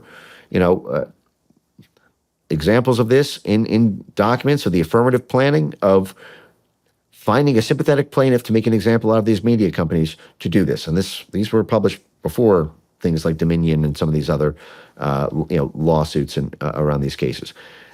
How can you create vocational penalties for doing this? So, for example, you don't need to arrest them, but have Bill de Blasio, the mayor of New York, implement policies that he goes on live television and proudly says, "No jab, no job." It's going to, you can't earn a living if you believe these things or spread information around that. Tony Fauci himself, and the eternal shame of it is it took 4 years after COVID, 3 years after COVID, for these emails to come out, said that one of the best ways to actually get people to go through to get citizen buy-in for the vaccine rollout and stop these vaccine conspiracy theories is to raise the cost of people saying them, and that you need to make it hurt. And that will, he said that in so many words, and everyone can look up this receipt. I have, I've reposted this 20 times on my X account. It's been played on Fox News. I believe there's an audio file with it as well. But that was not, the criminal justice system. This was not the Attorney General of the United States, but it was the key administrator of the entire public health system during the COVID response, saying the fundamental guiding tenet of it is make it hurt. Make it hurt. Change the incentive so that if people question what we're doing, it costs them their livelihoods. It costs them their social media accounts. It costs them their standing. It costs them their medical licenses. Make it worse than prison. Because at least you spend a year in prison, you come out, you still got your Facebook, your Twitter, your Instagram, you still got your business license. You can serve your time and come back to society. When you lose all these things, you often lose them forever, at least until Elon, acquired X and sought that, set that free. Mm-hmm. And Samantha Powers' net worth increased from 21 to 24 from an estimated 6.7 million to 16.5 million to around 30 million. How did that happen? Well, I haven't seen the source documents. I've seen this be reported. I haven't, double, triple, checked that. I've seen that as headlines, and so I'm not affirmatively, weighing into that until I, see the source of those numbers myself. But so I don't know her particular case, but what frequently happens in other high-level scenarios like this is you have stakeholders who, now, first of all, so there's a few things, right? There's always the potential. So let me remove it from the Samantha Power thing, because I just want to be respectful and note that I just don't know that for a fact. But let's just call this Cynthia P word. Cynthia P words. We'll call it Cynthia instead of Samantha. Okay, random example, not her. There are many ways that this kind of radical jump in wealth can be acquired. Now, first of all, I also don't know if that's a cumulative household income that includes the net worth of her husband. This is also a frequent thing I know in reporting disclosures. Oftentimes, you don't need to just report your own income. You need to report the combined income of family members, and so that, because that's often how money is laundered, right? You saw this with the Biden family, for example. And when you apply for a security clearance, they need to know if you're holding your assets. You declare this much income, but actually the house is owned in the name of your wife, and so it looks like you have a $5 million home, but it's your home. You live in it. Any moment you could change the deed, back to your thing. So oftentimes there are equity interests or large asset interests that are combined. So again, I don't know in this case, but there are a few things. First of all, you have insider knowledge in these cases. So talking generally about this, because this is the famous Nancy Pelosi tracker about how she does this, and I talk about this frequently. This is why there is a pipeline from blob to banker. The people who administer U.S. foreign policy and are insiders and have national security clearances and know everyone in the business and know everyone in the network and know everything they're up to next and their whole inside thought process, and they have access to the classified documents, and they know, sure is a staring into a magic 8 ball, or maybe like a fortune teller. They know, they can see the swirling purple clouds inside the glass of what the CIA is going to do, what the DOD is going to do, what the State Department is going to do, what the USAID is going to do in Ukraine next, in Congo next, in Venezuela next. They know, or have a really good insider trader's advantage knowledge of whether there's going to be a coup, for example, in that country that opens up that country's natural resources to privatization. Is the oil and gas going to be, privatized in Turkmenistan, and you are a part of a Goldman Sachs fund? This is how you get these things. Like Jared Cohen from the State Department's policy planning staff, then creating Google Jigsaw, which played the tip of the spearhead role in internet censorship AI superweapons, and works closely with the U.S. State Department and DHS CISA for censorship work, as well as foreign academic institutions like the Cambridge University Social Decision Making Lab, which is partnered with all these groups that does psychological inoculation work funded by the U.S. taxpayer in part, or partnered in part. What did Jared Cohen do right after going to Jigsaw? Went to Goldman Sachs, and he's doing like macroeconomic and global policy there. Well, what does he bring to the table? Let's see, the State Department's policy planning staff and that whole network where it was basically the CIA branch of Google, that he was interliaising with that whole time. He brings the whole network. How is he able to help Goldman Sachs make investment predictions so that they're one step ahead of the market? Well, it's not technically insider trading, in the sense that it's directly at the portfolio company with advanced knowledge of their business line and some 10b-5 securities violation. It is the great unstated insider trading reason that there is this blob to banker pipeline. Mark Milley, for example, I believe is at J.P. Morgan or another one of those banks. Another great example of this is the Joe Biden White House blobber to banker pipeline. Joe Biden's closest political advisor in the White House, and has been since the 1980s, was a guy named Mike Donilon. Mike Donilon was this sort of shadow advisor figure who according to media reports, basically sits over Biden's shoulder with everything he does, and helps advise on political and other strategy. Well, Mike Donilon's brother is a guy named Tom Donilon. Tom Donilon was basically hit the hat trick of everything you can possibly do as an apex predator of the U.S. national security state. National security advisor, State Department, coordinated the military, the intelligence, and the statecraft world for years and years, decades. Apex predator of the national security state at the highest level of military intelligence and statecraft. What was he doing during the entirety of the Biden State Department, Biden White House? He was the chairman of the BlackRock Investment Institute.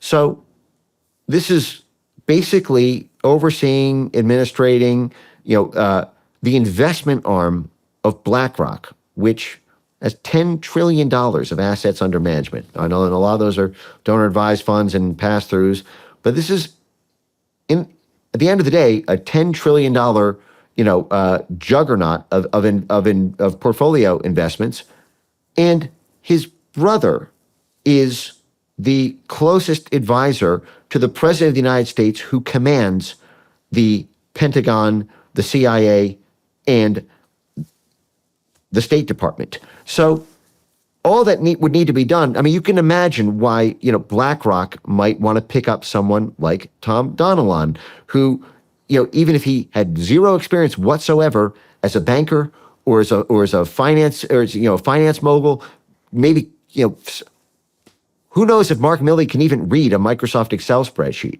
or can even have a conversation with any of the quants, who crunch the numbers. They don't care about that. They want to know whether or not they want to know whether or not they can be the first mover and capture the entire market, for example, of the potential for lithium to open up in the Golden Triangle. Because what's the Biden administration going to do? Are they going to send in the Marines? Are they going to send in the boys? Are they going to do that, in Iran? What's going to happen with Russia and the $75 trillion worth of natural resources that Russia sits on? What parts of that? What regions? How about Africa? How about all the cobalt and lithium in the Congo, or the copper companies that are their portfolio companies, or the zinc, or the timber, or the copper, the aluminum, the gold, the silver, everything. And so, in theory, all that would need to happen was a conversation from Mike to his brother Tom, and then suddenly BlackRock has a first mover advantage, of knowing exactly where, the Wayne Gretzky quote, right? How are you so good? You're not even that fast. How are you so good at hockey? And he says, I don't skate to where the puck is. I skate to where the puck is going. That's how I look so fast. That's how it looks like I'm so fast. Well, speed of investment is everything. I want to move into legacy media. Mm-hmm. How's USAID influencing U.S. legacy media? It does it in several ways. So there's the direct. Now, all of this has moral hazard involved. All of this corrupts the domestic process, and in some respect jeopardizes that sort of Smith-Munt style protecting domestic people from foreign-facing operations type stuff whenever those media outlets pick winners and losers in domestic politics. But there are two variations of this that one of them is, let me explain them. So the first is, a lot of people are just now seeing a lot of these very damning looking USAID outflows to mainstream media outlets like Politico, or to Reuters, for example.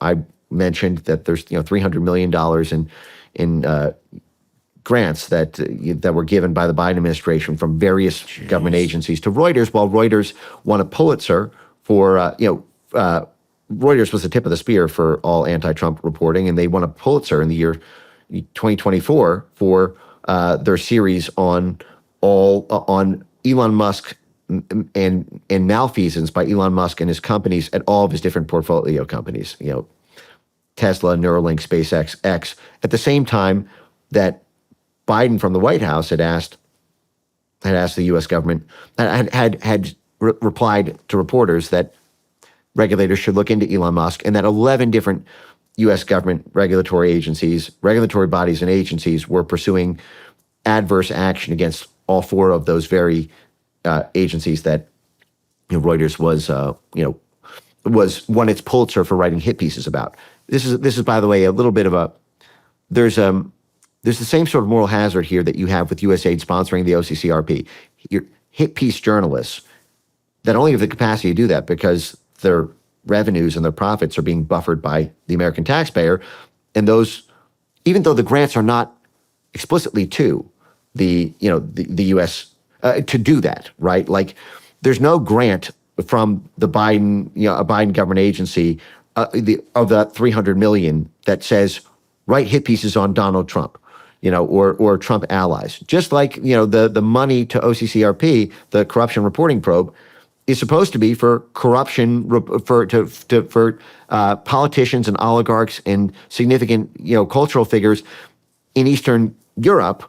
But in the process of doing that, OCCRP turned around and dug up dirt on Rudy Giuliani and his work in Ukraine, and that formed part of the basis to impeach Donald Trump as president in the Ukraine impeachment in 2019.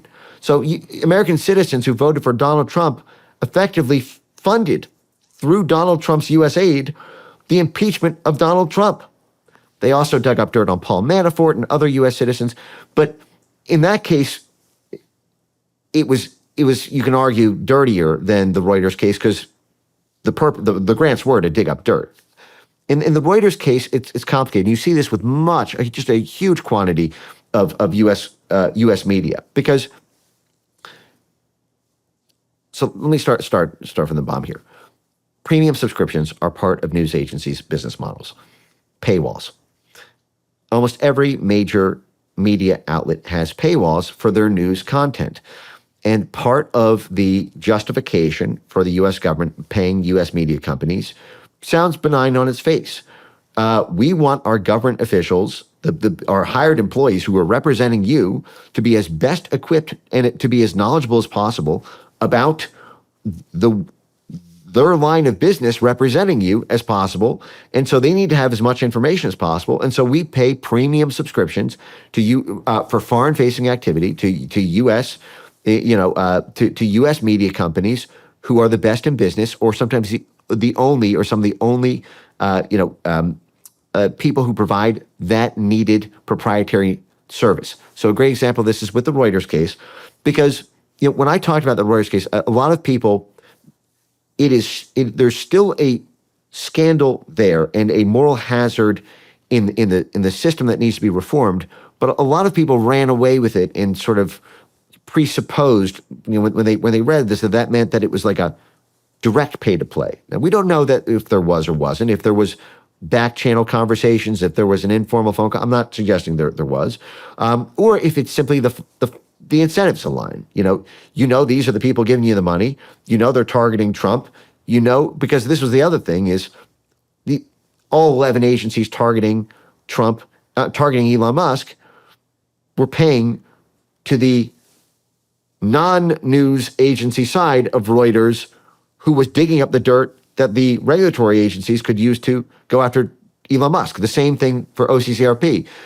USAID funds the hit piece journalists. The hit piece journalists dig up dirt. The prosecutors then use that dirt as the basis to arrest them. And then you have a USAID big fat bow on top of it with an accomplishment section saying, ta-da, 456 arrests that we sponsored. But in this case, for example, the Justice Department under the Biden administration paid tens of millions of dollars. It was something like $60 million to Reuters for Westlaw, because Thomson Reuters has properties. They have their news agency side. They have a tool for legal folks, for legal research. LexisNexis and Westlaw dominate that space. So the Justice Department is paying for Westlaw, and they're tens of millions of dollars padding the profits of a portfolio company of Thomson Reuters. But that's every one of those million is less that they need to make in their news line, because they're still being, their profits are still being pumped up for the network, and they are still picking heavy winners and losers in domestic politics. Like, for example, what if they were paying Raytheon?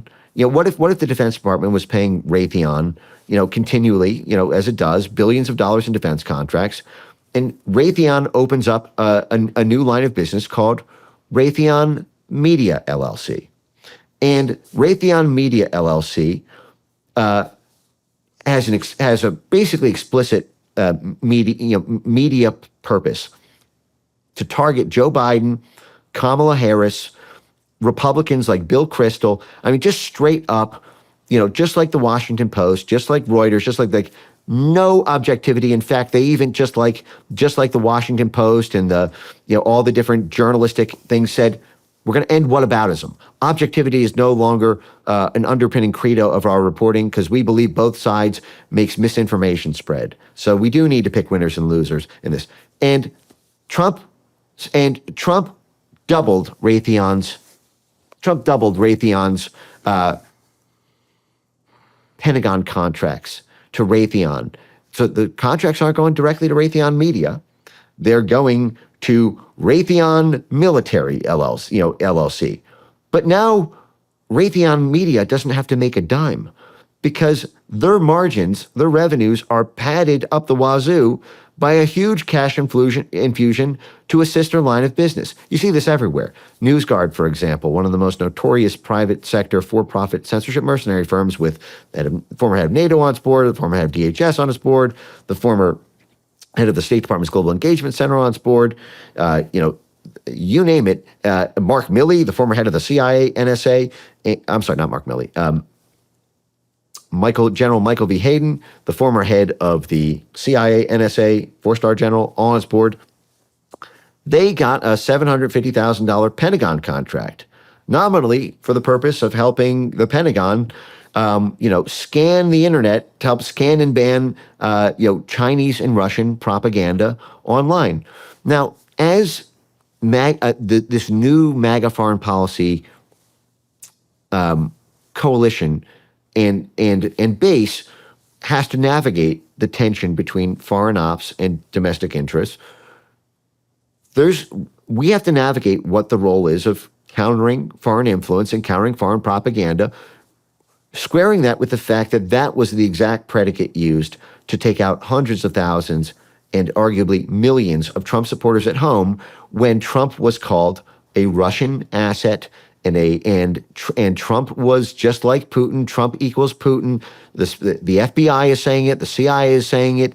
And you had tens of thousands of American citizens who were rolled up in these very groups who were supposed to be focused on Russia, making the argument that, well, these Americans are being an unwitting or unwitting vassal of talking points from Russia. So now we get to put them in these blacklist database. Now we get to, so that's a tension that has to be navigated.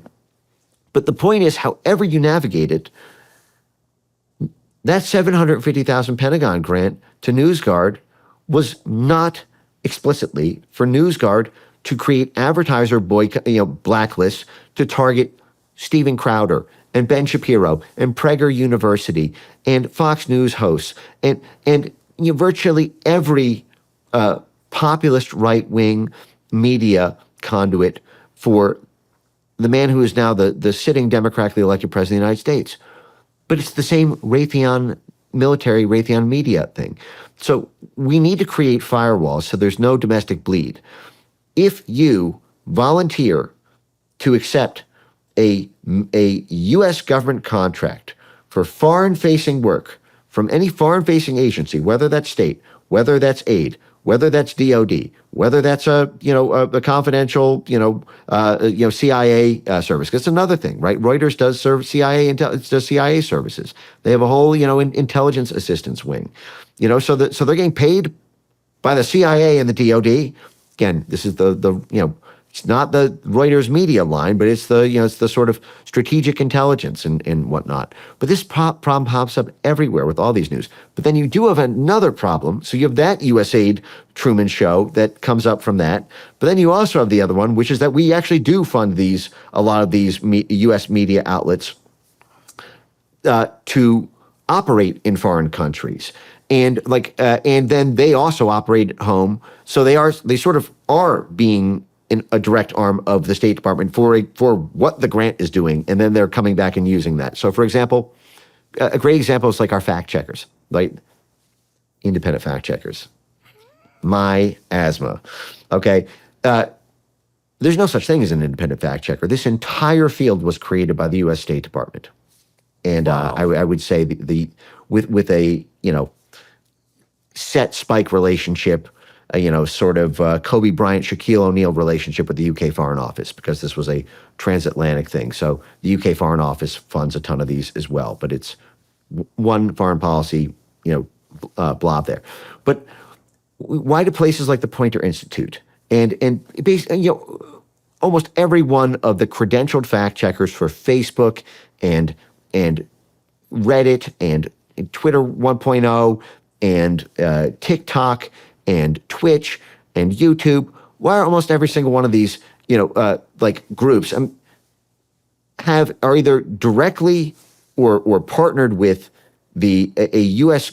State Department. It's because we use this international fact-checking network, which is housed under the Poynter Institute, as the way to get foreign countries to censor their internet, to stop the rise of politicians, whether they be right-wing populist or left-wing socialist sometimes, to stop them, to censor their internets.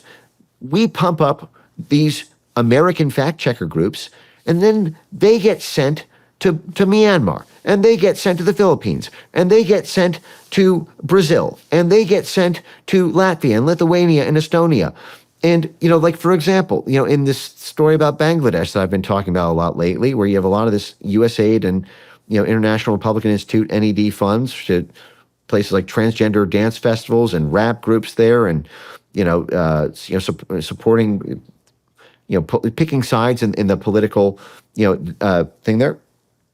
The guy who was, is now the top foreign advisor, was the former Bangladesh foreign secretary, and during this period before he retook power here recently in 2024, he was brought in by USAID. USAID ran a countering misinformation workshop hosted at the U.S. Embassy in Bangladesh. And who did they have as the featured speakers to teach Bangladeshi journalists about how to counter misinformation? It was the guy who would get catapulted into the top foreign advisor position with the new government, and the guy who became the head of it is a Clinton Global Fellow Initiative, I should note. I mean, it's basically a pro-U.S. Government now, and who was the other person that was the co-leader of this? It was the executive director of PolitiFact, the U.S.-based PolitiFact. The flagging you here for misinformation and disinformation, pressuring the social media companies, and always having that latent threat of advertiser boycotts and potential legal non-compliance, I should note, with the EU Code of Practice on Disinformation, because it is in July effectively going to be illegal to spread disinformation in Europe under this EU Digital Services Act. And if I can stress this to any people presently in charge of White House or State Department policy on this, the EU Digital Censorship Act, technically called the Digital Services Act, has to be stopped through whatever diplomatic means necessary to stop it, because it will absolutely destroy freedom of speech in this country as we know it, as Americans will not be allowed to talk to Americans about topics that a foreign regulatory body calls, in its sole discretion, disinformation, unless you stop it. Wow. Every U.S. ambassador in Europe has to apply carrots and sticks pressure. The U.S. ambassador to the EU has to apply this pressure. The U.S. ambassador to NATO has to apply adjacent pressure. The White House has to. This thing is one of the craziest assaults on free speech in America our country will ever experience. And I should note, USAID and our foreign policy blob made this happen. In fact, my foundation's publishing this report. 19 U.S. government-funded entities are signatories, and 9 of them are helping implement this very EU Code of Practice doing this. That's a full 20% of the signatories are from the U.S. government, and most of the major ones, that have a lot more clout. But that the critical node is coming from inside the House, because the Biden White House actually had a formal policy goal. It's Information Integrity Working Group, which is something that I've now published. It's on our foundation's website, to get Europe and help Europe pass this thing and tighten the disinformation regs. Wow. USAID had a formal program through SEPs to help the EU and other countries pass disinformation laws, because the First Amendment wouldn't allow it. So they're working with the international partners. Wow, that makes a hell of a lot of sense. Wow. Well, Mike, I was going to cover terrorism, but we kind of did that earlier. And so kind of to wrap this thing up, I just want to ask, what would you like to see happen with USAID? I support the White House's current reforms. I do believe fundamentally, and if nothing else, symbolically, the complete and total abolition of USAID alone sends a chilling message to not do this kind of dirty work in the future. If you ever begin to look like the former disgraced folded up USAID. You can imagine whatever form USAID takes in the future, whether they call it USAID or whether it's the Bureau of International Development at state. People are going to be tempted to do this. This is like God and the devil. This is like there's an eternal struggle here. And sometimes the moral area can look great. Sometimes different elected governments are going to have different defined national interests about what governments to deploy U.S. soft power in.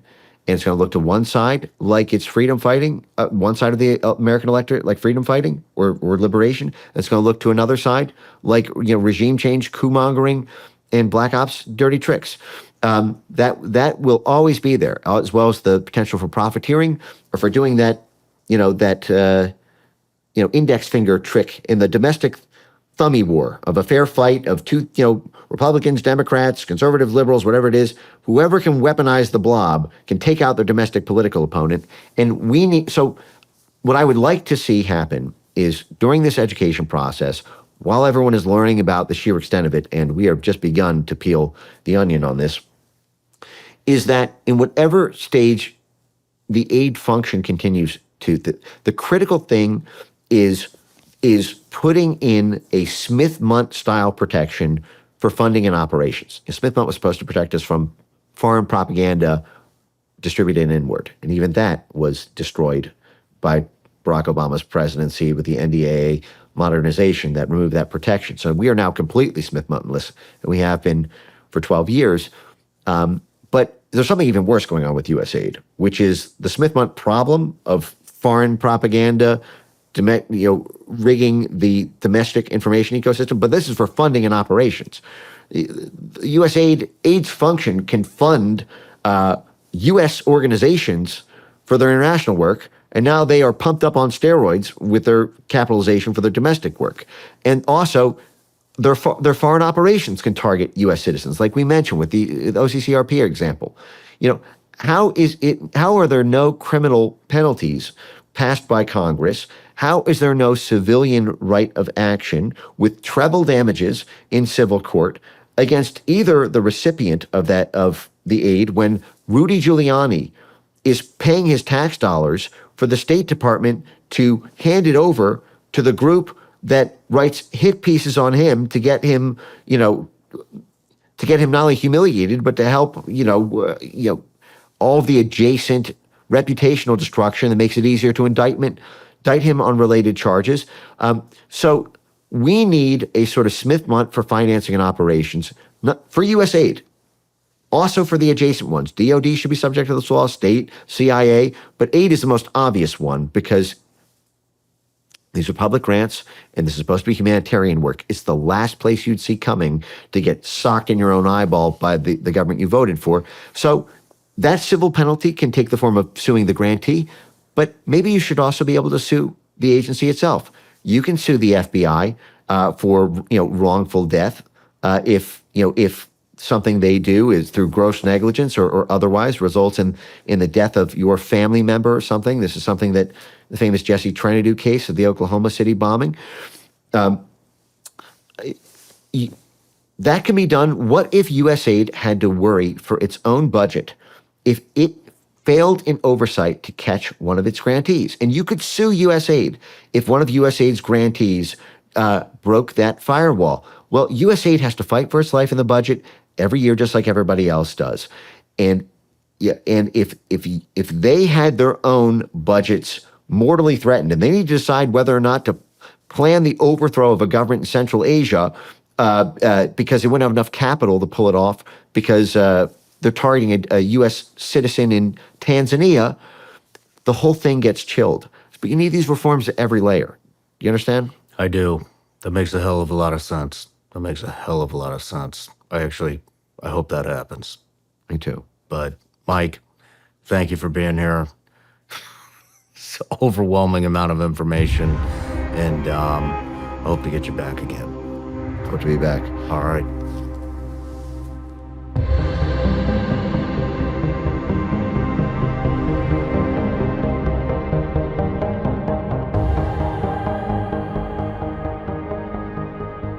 No matter where you're watching Sean Ryan Show from, if you get anything out of this, please like, comment, subscribe, and most importantly, share this everywhere you possibly can. And if you're feeling extra generous, please leave us a review on Apple and Spotify podcasts.